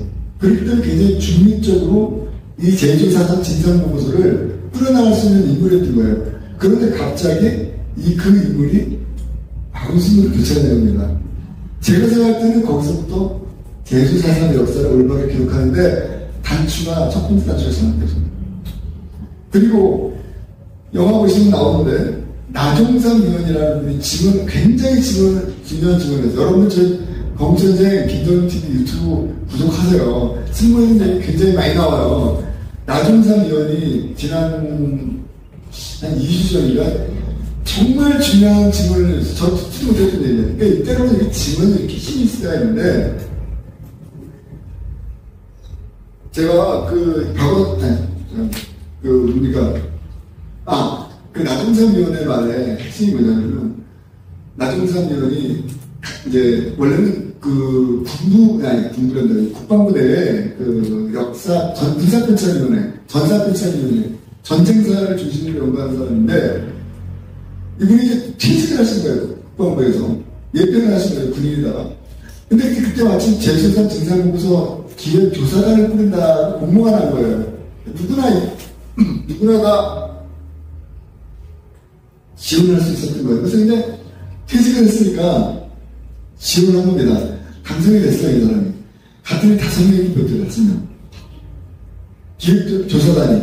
근데 가봤더니 3명은 제주도 사람, 2명은 전라도 사람이더라는 거예요. 제가 무슨 이렇게 지역적 편견을 갖고 있는 사람은 아닌데 그래도 그렇죠. 거듭 말씀드리지만 이 사건은 좀 특별한 사건이잖아요. 모든 국민이 올바로 진실을 알아야 되는 사건이고 그리고 보다 더 중요한 거는 때로는 좌편향된 사고방식으로 역사를 바라보는 사람도 있겠지만 보수파적인 시각을 갖고 있는 사람도 들어가야 되는 거 아닙니까? 근데 지역적으로 전라도 사람 2명, 제주도 사람 3명으로 편제되는 거예요. 그러니까 자기가 뽑힌 게 자기가 전라도 사람이니까 뽑힌 거 아닐까? 그런 뜻으로 말씀하시더라고요, 처음에. 근데 어쨌든, 본인은 굉장히 정의롭고 굉장히 또 학자적인 기품을 갖고 있는 사람이니까 거짓말 못한다. 그래서 이분이 엄청 싸운 거예요. 그 진상보고서 팀 내에서. 그래서 근데 결정적으로 이분이 화가 머리끝까지 나갖고 문서를 그냥 좌익 조사관들한테 면전에다 던졌다. 그거를 저희 방송에서 증언해 주시더라고요. 그 문서를 던질 때 이렇게 화가 나갖고 막 욕을 하면서. 그래서 왜 그러셨어요? 그랬더니 제주 4.3 사건에서 가장 핵심은 남로당이 폭동을 일으킨 겁니다. 그건 지울래야 지울 수가 없는 사건이에요. 그런데 지금 좌익들은 이걸 지우려고 하고 있습니다. 지우려고. 그런데 이게 왜 중요하냐면은 객관적인 문서가 아직도 남아있어요. 놀랍죠?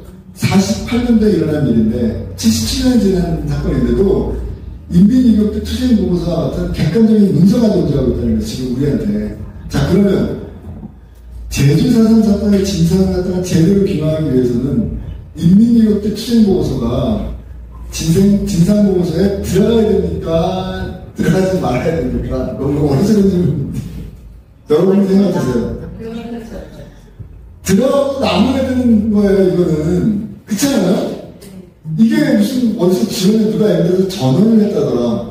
간접적. 이게 아니라 김달상이라는 사람이 당시 제주 4.3 사건의 사령관이었던 사람이 북한에 월북을 하면서 북한의 해주에서 인민대회가 열려요. 그때 제주 4.3 사건 자랑하려고 인민이격 투쟁보고서를 남겨요. 그 내용을 보시면요 굉장히 디테일해요.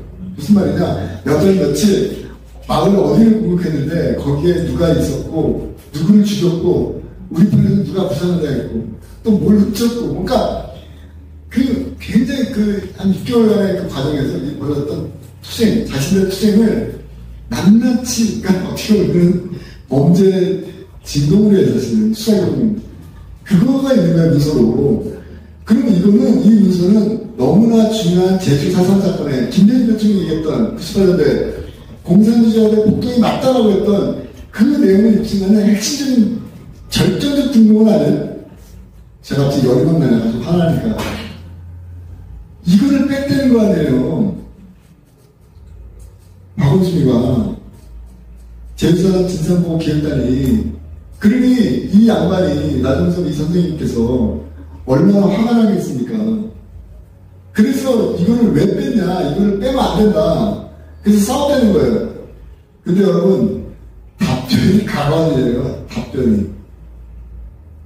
박원순 쪽 측의 답변이 뭐였는지 아세요? 이 지금 인민유교, 제가 가독 강조하는 인민유교 투정보고서, 이것이 문창종이라는 사람이 책을 썼어요. 이 책, 이게 70년대가 훨씬 나왔던 책이에요. 한라산을 말하고 있다는 책으로. 이 문창종이라는 사람이 경찰관이에요. 자기가 생각한 게 너무나 귀중한 문서니까, 이거를 이제 원문은 자기가 갖고 있고, 그거를 우리가 알아보기 어려우니까, 필사를 했으니까, 옛날. 그래서 그거를 이제 책으로 쓴 거예요. 그래서 그게 한라산을 말하고 있다라는 책으로 나온 거예요.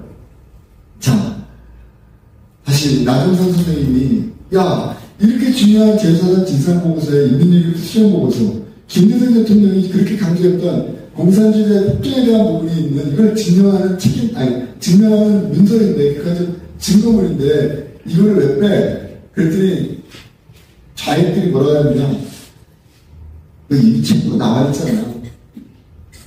이미 책으로 나와 있는데, 제주 진상보고서에 또 문표가 뭐가 있다는 거야.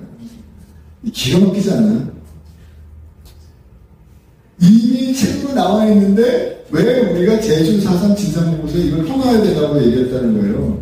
이게 사람이 할 소리니까, 이게 뭔 소리입니까, 이게.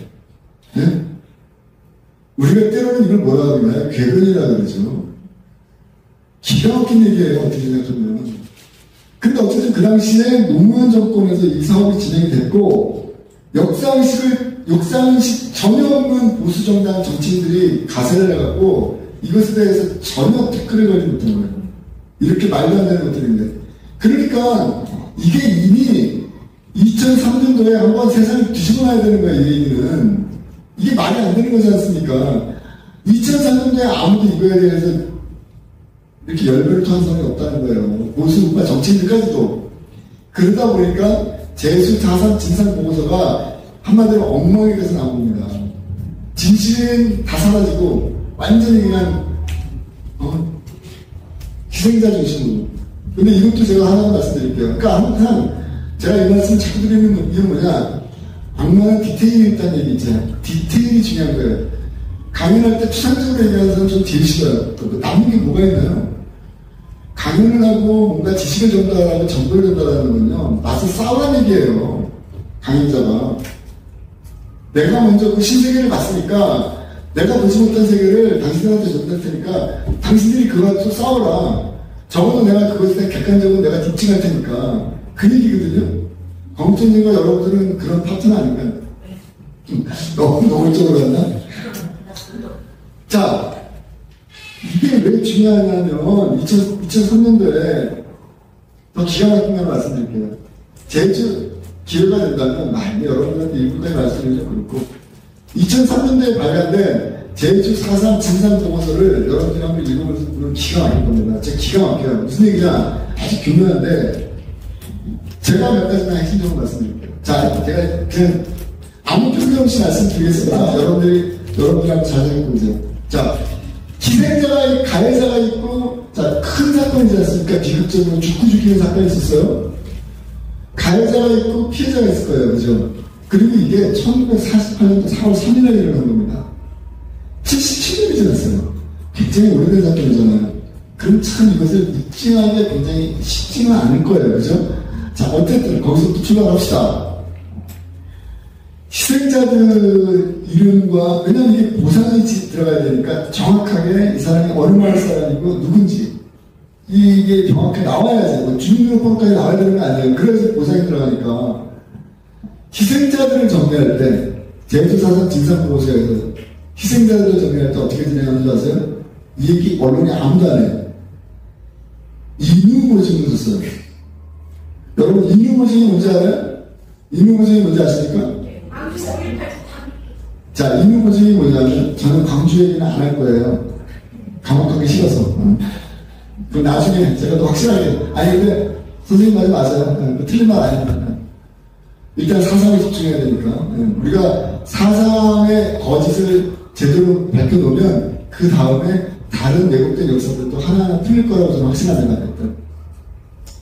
저 선생님 말씀 참, 선생님이 제가 어제부터 지금 저희 행사 도와주시는 분인데 참 선원분이더라고요. 감사합니다. 제가 가끔씩 이렇게 옆으로 빠질 때가 많은데 다시 좀 잡아서 되게 중요한 얘기입니다. 제주사상 진상보고서에 희생자들이 기록이 돼야 될 거 아니에요. 이 사람들이 희생자다라는 거를 갖다 뭔가 증명을 해야 될 거 아니에요. 자, 희생자들은 어떻게 했냐? 핵심은 인후보증. 이게 뭐냐? 사람이 보증하는 거예요. 객관적 자료가 아니라 사람이 보증하는 게 가장 우선이 됐어요.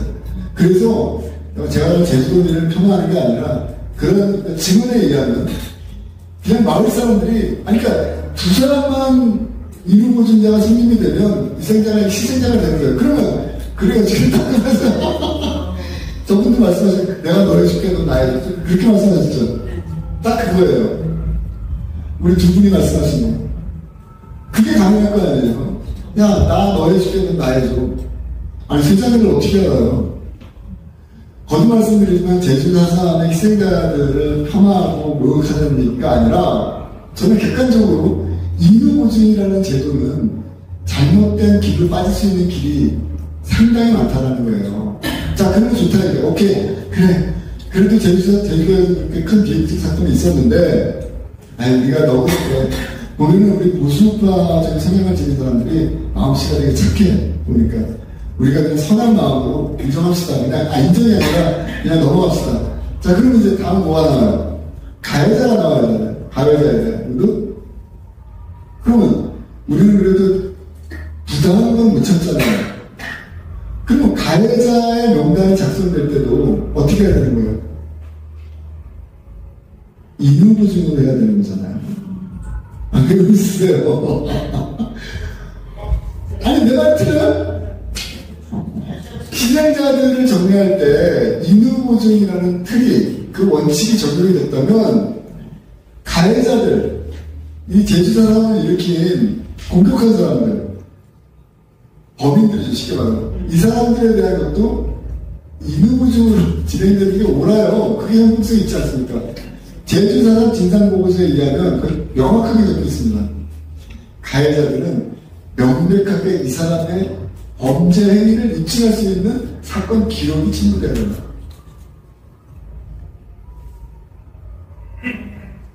아니, 48년도에 일어난 사건인데 2003년도에 진상보고서를 만들면서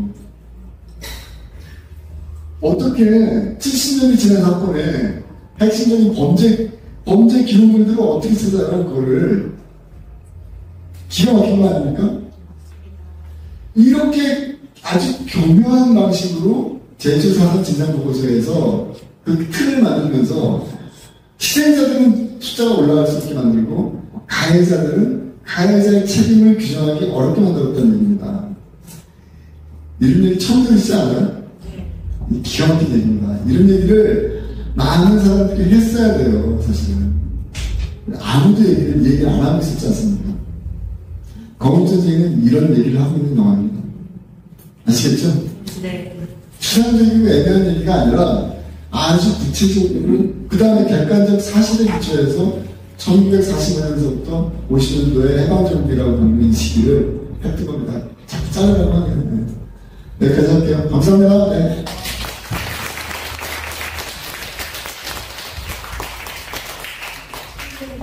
질문 좀. 아, 예. 아유, 참, 죄송합니다. 얘기하는 질문 혹시 있어요? 질문만 받겠습니다. 어저께 교수 아니고 저 감독님. 고도혁명이라는 사건이 났어요. 고도혁명. 네네. 그게 요새 이제 해가지고 공부를 받는 사람들이 많은데 네네. 그좀 고도혁명에 대해서 하나 알아보는 그러니까 국민방위군 사건과 보도혁명 사건 관련해갖고 이승만이 죄 없는 사람들 죽였다라고 얘기하는 그런 것 중에 하나예요. 자, 그런데 좌익들이 그 얘기하면서 일부러 빼놓는 게 하나 있어요. 그 사건을 얘기하면, 그 사건 언제 일어났는지 아세요? 1951년도에 일어났습니다. 1951년도면 무슨 상황, 대한민국, 우리나라가 어떤 상황입니까? 전쟁 중이었습니다. 전쟁 중. 전쟁 중에 일어난 사건이에요. 국민방위군 사건은 그건 명백하게 국방부 내에서 부패한 관료들, 국방부 관료들이 저지른 굉장히 엄중하게 다뤄야 될 실책이었어요. 쉽게 말해서 돈도 많이 없는 그 시절에 이 군인들한테 입혀야 될 군복, 쌀, 이런 식료품 준비가 착복한 거예요. 이 사건을 해갖고서는 아마 신상무 국방위 장관이 옷을 벗었을 거예요. 그리고 실질적으로 부패 세력에 연루됐던 2명인가가 그 당시 그 국방부 군인이죠. 아마 사형받았다고 제가 기억하면 총살받았다고. 그러니까 그만큼 심각한 상황이었고요. 보도혁명 사건은 뭐냐면은 좌익들이 워낙 많으니까 그 당시에 이전까지는 계도의 차원이었어요. 아니면 또는 감옥에 가다 놓고 그냥 수용을 시킨 거죠. 그러니까. 그런데 여러분 전쟁이 난 다음에 인민군이 여러 가지 일을 했어요. 서울에 들어와서 제일 먼저 한 게 뭔지 아세요? 1950년 6월 28일 서울에 진입한 인민군이 제일 먼저 한 게 뭔지 아세요? 서대문 형무소부터 열었어요. 왜 열었을까요? 서대문 형무소에는 범인들이 있었겠죠. 그럼 그 당시에 범인들, 물론 잡범도 있었겠죠. 물건 치고 이런 사람도 있었지만 가장 많은 수에, 특히 서대문 형무소에 집중적으로 있었던 사람들은 좌익, 반란주의자들이었어요. 공산주의자들이었던 거예요. 그 사람들부터 제일 먼저 옥문을 열고 환영한 사람들이 바로 그 사람들이에요. 자, 이런 일들이 서울에만 있었겠어요? 여러 도시에서, 여러 지방에서도 있겠죠. 그러면 이것도 사실 우리 역사에서 비극적인 부분이에요, 사실은. 그런데 그러면 반대로 국군을 향해서 총을 쏘는 사람들을, 그리고 이 반란 세력들이 38선이 중심이 아니라 전라도, 경상도, 경기도, 충청도 일대에서 벌어진다고 생각해보세요. 그럼 이 전쟁이 어떻게 되겠습니까? 전선이 지금 38선도 지금 밑으로 가고 계속 난화를 하고 있는 상황이지 않습니까? 밀리고 있는 상황이잖아요. 그러면 이 만약에 반란군들이 전국 곳곳에서 일어난다면 어떤 일들이 벌어지겠어요? 그래서 저는 사실 인간적으로는 굉장히 불행한 사건이다 이렇게 생각합니다. 그렇지만 이것을 좌익들이 맨날 얘기하는 것처럼 이승만이 죄 없는 사람들, 제일 중요한 게 뭐냐? 무고한 사람들을 죽였다. 무고한이 뭐예요? 죄 없다는 거거든요. 대한민국을 터전부터 반란시키려고 13,000명을 죽였어요. 1946년, 47년, 48년 22기간 동안에 전봇대를 갖다가 570개를 부서뜨렸어요. 죄 없는 전봇대를 왜 부서뜨렸는지 모르겠어요. 그렇게 의로운 민주항쟁이라면서 시간이 없으니까 영화를 보시면요 기록 필름으로 제가 말을 했습니다. 중요한 거는 말이 아니라 객관적 증거물이라고 말씀드렸잖아요. 영화를 보시면 그들이 저지른 그 많은 증거물들이 그대로 기록 필름으로 등장을 합니다. 그러니까 그걸 보시면 1948년도 그때부터 시작해갖고 이 6.25전쟁까지 포함해갖고 이 시기가 이거는 나라가 아니었구나. 그리고 제가 정의를 내리는 방식은 1948년도는 1950년 6.25 전쟁이 일어나기 전에 전쟁, 제2한전쟁이에요. 전쟁에서 전쟁 상황. 이런 상황 속에서 우리가 비극적인 사건, 그런 유혈 사태가 일어나면 너무나 티격히 당하는 겁니다. 그거는 나라를 지키기 위한 것이지 죄가 없는 사람은 아무 죄 없는 사람을 죽이는 건 아니라는 뜻이에요. 근데 여기서 우리가 중요한 게 뭔지 아세요? 지들이 그렇게 얘기해놓고도 지들이 발변을 못하게 되는 게 뭔지 아세요? 좌익 공산주의자들의 눈에 봤을 때는 서대문 형무소에 같은 사람들이 죄인이에요? 죄인이 아니에요? 그렇죠. 그런 관점으로 이 사건을 봐야 된다는 거예요. 좌익 공산주의자들의 눈에는 서대문 연구소에 갇혀있는 사람들, 다시 말해서 반란을 일으킨 사람들이요, 죄가 없는 사람들이에요. 그러니까 죄가 없다고 얘기하는 거야, 걔네들은. 중요한 건 뭐가 중요하냐? 좌익 공산주의자들이 죄가 없다고 얘기하는 거를 앵무새처럼 받아 쓰는 역사의식 없는, 개념 없는 보수파 기자들 때문에 이 나라가 이렇게 엉망이 된 겁니다. 그 순간에, 야, 니네들이 봤을 때는 좌익 공산주의자들의 입장에서는 죄가 없는 사람이지만 자유민주주의를 지키는 우리들 입장에서는 어떻게 서대문용서에 갇혀있는 저 반란 세력들이, 저 폭도들이 죄가 없어, 이렇게 얘기를 해야 되죠. 이해가 좀 되시나요? 그런 게요?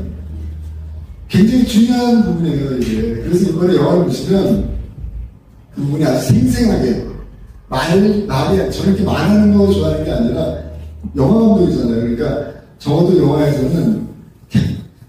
마이크 잡고 여러분 어쩌고저쩌고 이렇게 떠들 수 없지 않습니까? 감독이 객관적 증거물로, 객관적 기록 필름으로 제 주장을 입증했다. 그래서 이번에 영화가 볼만할 것이다. 9월 2일날 시사회 초평은 1편보다 더 충격적이다.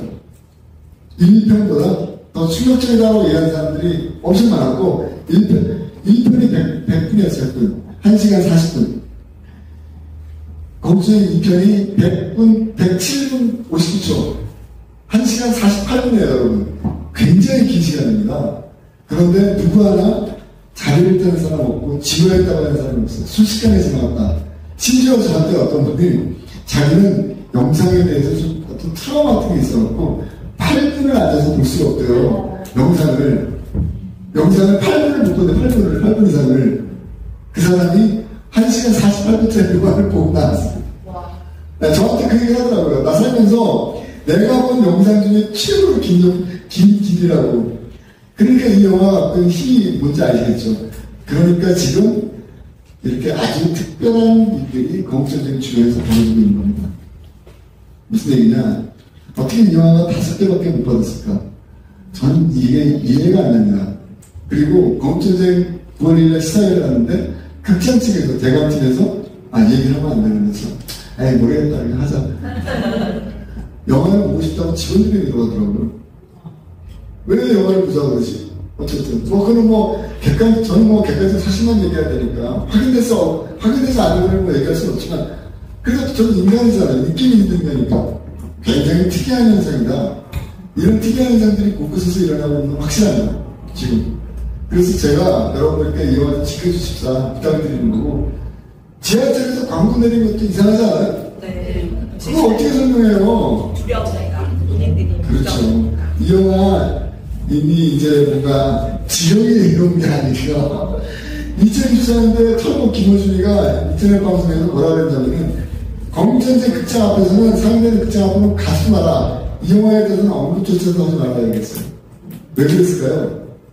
이것이 언급되기 시작하고 논란이 일으키면요, 대한민국 4,500만 국민의 전 국민적 관심사가 될 수 있기 때문에 폭발력을 지니고 있기 때문에, 제가 제주 4.3, 특히 이제 박진경 대령의 부분인데 오늘 그 얘기까지 할 수 없고, 제가 정확히 날짜가 50 며칠에 걸려서 매일같이 제발 제주 4.3 관련해갖고 나한테 문제를 좀 제기해달라. 지금 며칠째 방송하고 50 며칠째. 아무도 문제 제기를 안 해요. 모르겠어요. 또 내일도 할 수도 있으니까. 내일 하면 또 저는 또 거기에 대응할 테지만, 저는 간절히 바라고 있어요. 제발 저한테 문제 제기 좀 해달라고. 제주 4.3 사건이 논쟁의 항목판으로 우리 사회에 들어가길 간절히 바랍니다. 논쟁의 항목으로 들어가면요, 승산은 99%예요. 왜냐? 객관적인 자료들이 너무나 중요한 자료들이 너무 많이 나왔어요. 그들이 저지른 거짓말들이 속속들이 이번에 증명이 될 겁니다. 어쩌면 그래서 이렇게 특이한 현상들이 나타나고 있는 것이 아닌가. 하여튼 정리하겠습니다. 영화를 만드는 건 이것은 감독 개인의 혼자 역할을 할 수 있습니다. 하지만 이 영화를 극장에 배급하고 많은 사람들이 보게 만드는 것은 감독 혼자의 노력은 불가능합니다. 이제 이거는 감독의 손을 떠났어요. 공전의 2가 대한민국 땅에서 어떤 역할을 하게 될지, 어떤 의미 있는 영화로 기록될지는 여기 계신 여러분들의 역할입니다. 오늘 어떤 영화, 예전에 영화판에서 일하던 한 영화 프로듀서가 가슴 욱하는 얘기를 해주더라고요. 너무나 잘해줘. 지금 일종의 보이지 않는 탄압 같은 거, 차별, 이런 것들을 갖고 있습니다. 영화판에서. 감독님, 너무 슬퍼하지 마세요.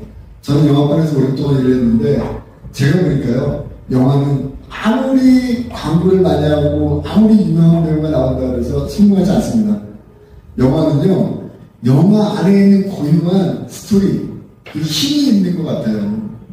그 영화에 힘이 있어야지 영화는 성공합니다. 검정의 2, 이 아이는요,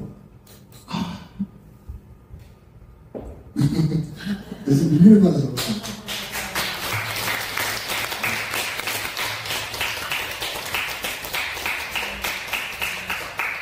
아무리 힘들어도 이 아이는요, 국뽕이 같아서 반드시 성공할 겁니다.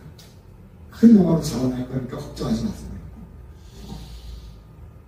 그렇게 얘기해 주더라고요. 그래서 저 그래도 내 주위에 좋은 사람들이 있구나 이런 생각이 들어서 저는 그분이 해준 말 가슴 깊이 공감해요. 네. 이제 제 손을 떠났지만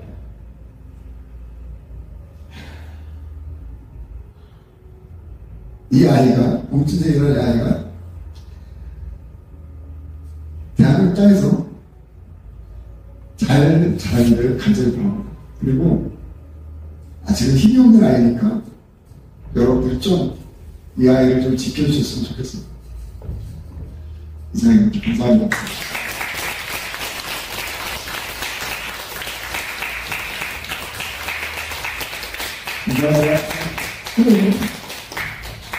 감독님 나오시죠. 감독님 저희 세 사람 같이 잠깐 나오고.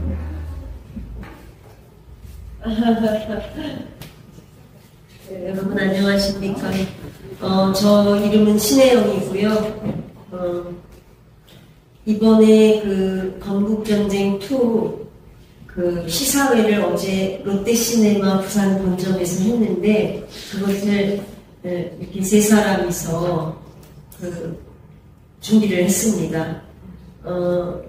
사실은 저희는 아스팔트에서 해외로 다녔기 때문에 아마 아스팔트에서 나오셨던 분들은 얼굴을 혹시 기억하실지 모르겠고, 저희 세 사람의 공통점은 이렇게 앞장서서 하지는 잘 않는다는 겁니다. 오늘 그 건국전쟁2라는 이게 거짓과의 싸움, 거짓과 진실의 싸움의 편에 서기 위해서, 진실의 편에 서기 위해서 저희가 앞장서지 않는 저희들이 앞장을 서게 됐습니다. 지금 선생님, 도명자 선생님이시고요. 선생님 선생님이십니다. 여러 가지 어떤 질문이나 이런 거 있으시면 언제나 답을 잘 해주실 겁니다. 감사합니다. 자, 여러분, 저는 사실 부산에서 38년 6개월 동안 그 대학에 있다가 2022년 8월에 퇴직했습니다. 제가 2018년에 그 한국부동산원의 주택 통계가 거짓말이라는 것을 알게 됐습니다. 그때부터 거의 잠을 못 자고 국가가 거짓말을 시킨다는 것을 알게 되면서 어마어마한 고통과 괴로움에 시달리면서 혹시 선거에서도 이것들이 장난을 치는 게 아닐까라는 생각에서 선거 그 부정을, 사전선거를 방지하는, 하지 말자는 운동에 참여했다가 온갖 고초를 다 겪었습니다. 그리고 제가 혼자서 할 수 있는 일이 뭘까 하면서 아스팔트에도 나가지만은 사실 우리나라의 국회의원, 국민의힘 국회의원을 비롯해서 200명 이상에게 편지를 썼습니다. 그 자료가 그대로 다 남아 있습니다. 그런데 제가 지난 퇴직을 하고 나서는 책을 한 3권 정도 써야 되겠다라는 생각을 했지만 아무것도 못했습니다. 나라가 이래서. 제가 아무리 편지를 쓰고 아무리 노력을 하고 그렇게 저의 인생의 정말 황금기 8년을 그렇게 써왔지만 제가 지금 돌아보면 제가 한 건 아무것도 없습니다. 아무것도 바꿔놓지 못했고 마치 아기 바퀴벌레 알 까듯이 그런 상황에 나라를 지금 보고 있습니다. 그래서 우리가 이 건국전쟁, 지난번에 나왔던 건국전쟁은 제가 12번을 봤는데 그때 시사회를 보면서 제가 사실 눈물을 흘렸습니다. 왜냐하면 너무 이승만 대통령에 대해서 몰랐기 때문에 죄송해서, 그래서 그때 마중물이 되겠다라는 생각으로 제가 10번 이상 보겠다라고 마음을 먹고 그 12번을 봤습니다. 그런데 이제 이 건국전쟁 2는 지금 더 마중물이 필요한 어떤 시점입니다. 어저께는 어제 그 현재로는 사실 건국전쟁 2가 부산의 개봉관을 얻지 못한 상태였습니다. 그래서 이 개봉관을 도대체 어떻게 뚫을 것인가를 오늘 하루 종일 생각을 사실 했는데 지금 현재 개봉관이 3개가 열렸습니다. 제가 보니까 동네에 열렸고요. 동네 지금 검색을 해보니까 부산 동네에 열렸고 부산 장림, 그 다음에 부산 명지에 열렸습니다. 그러니까 약간 변두리 쪽으로 했죠. 그래서 아마 여러분은 동네 쪽으로 하시면 되는데 제가 보니까 시간이 동네 같은 경우에 그래도 시간이 괜찮습니다. 오전에 10시 40분, 12시 10분, 오후 2시 40분, 5시 5분. 하루에 4편씩 또 11일, 12일에는 3편씩 있는데 그래도 중심적인 시간들입니다. 그래서 지금 부산 동네나 부산 명지나 부산 장림 같은 경우에 지금 그러니까 네? 롯데시네마입니다. 롯데시네마인데 10일, 11일, 12일 지금 원래 9월 10일이 우리가 전국 개봉이었는데 이것들이 눈치를 보다가 하긴 하는 것 같습니다. 그래서 일단은 지금은 이게 우리가 가서 보는 것만이 중요한 것이 아니라 많이 알리고 여러분 나눠드린 여러 팜플렛이라든지 뭐 설문제라든지 그 다음에 또 시사회 그런 용지라든지 이런 것들은 사실은 다른 분에게 설명을 할 때 필요하다고 생각돼서 준비한 것이기 때문에 여러 군데 알려주셔야지 됩니다.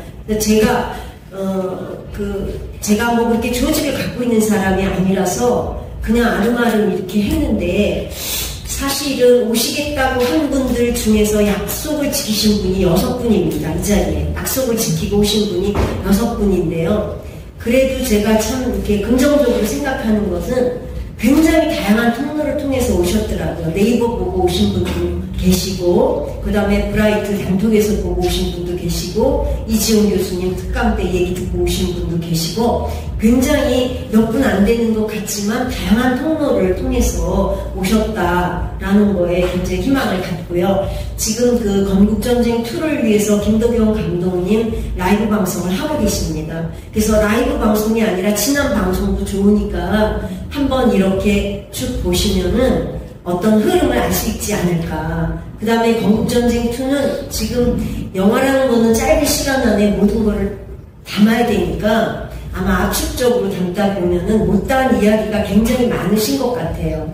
근데 영화를 보고 정말 머리를 망치로 때리는 듯한 우리가 듣도 보도 못했던 그런 어떤 이야기들이 그 안에 있습니다. 그래서 완전히 때로 사람들이 몇백 명씩 거의 1000명에 가까운 사람들이 육해공을 통해서 예를 들어서 공군이 비행기 타고 월북하고 그 다음에 뭐 몇백 명씩 배를 타고 해군이 가고 육군이 휴전선을 북한에서 열어줘서 더 걸어서 들어가고 이런 식으로 우리 실제 대한민국에는 별로 알려지지 않은 이런 그 어떤 건국 초기에 그야말로 그 나라를 만드는 그런 어떤 정초기에 있는 그렇게 힘든 시기에 거의 군인이라는 조직이 통째로 넘어가는 그런 어떤 것들을 우리가 그 건국전쟁 2에서 생생하게 볼 수가 있습니다. 이거는 바로 이 대한민국이라는 나라가 만들어지는 것이 얼마나 힘든 나라였는가 그것을 건국전쟁 2가 생생하게 증명을 하고 있습니다. 그래서 지금 그래도 우리가 개공관을 하나 뚫기 위해서 인터넷으로 난리치고 전화하고 그거에 한 단계를 우리가 지금 뛰어넘었습니다. 그렇기 때문에 지금은 일단 많이 가서 그 객석이 꽉꽉꽉꽉 차도록 여러분 좀 많이 그거 해주시고, 앞으로 단체나 조직이나 이렇게 갖고 계신 그런 분들은 이 건국전쟁 2 김덕영 감독님 유튜브에 들어오시면은 그 게시물에 다 그런 것들이 있습니다. 그래서 그런 것들을 조금 옮겨서 여러분이 소속된 여러 가지 단체나 교회나 또 가족이나 이렇게 보냄으로써 이 영화를 성공을 시켜야 됩니다. 지금 대한민국은 모든 것이 거짓과 싸우는 것입니다. 그래서 진실이 성공해야 되는데, 아마 지금 질문 중에 이제 5.18에 대한 얘기가 잠깐 나왔는데, 감독님께서 5.18 얘기는 여기서 지금 하지 않겠다는 것은 감독님이 거기에 관심이 없어서가 아니고, 이거는 제 판단으로는 지금 문제가 너무 많은 겁니다. 문제가 너무 많기 때문에 우리가 이거저거 건드리는 것보다는, 제가 8년 동안 제 인생을 갈아 넣어서 노력했던 것보다는 이 영화 한 편으로 그야말로 많은 국민들에게 어떤 진실을 알릴 수 있다는 것, 역사 전쟁에서 성공할 수 있다는 것, 그것을 말해줍니다. 그래서 이 영상에는 많은 사람들이 동시에 볼 수 있고, 정말 어떤 개인의 노력보다 아주 중요한 영상의 힘이라는 것이 있기 때문에, 우리가 몇십억을 우리한테 누가 준다 해도 이런 영화를 만들 수는 아마 없다고 생각합니다. 그래서 감독님이 그래도 힘들여서 만들어 주셨기 때문에 우리는 이 영화를 퍼뜨리고, 이 영화가 정말 대박이 나서 많은 보통의 우리 대한민국 사람들이 어떤 진실에, 역사의 진실의 눈을 뜨게 되는 그런 어떤 계기가 되었으면 좋겠습니다. 그리고 저쪽에 박명록은 PD님이 준비해 오신 거기 때문에 여러분 빠짐없이 좀 적어놓고 가시면은 대단히 감사하겠습니다. 여러분 감사합니다.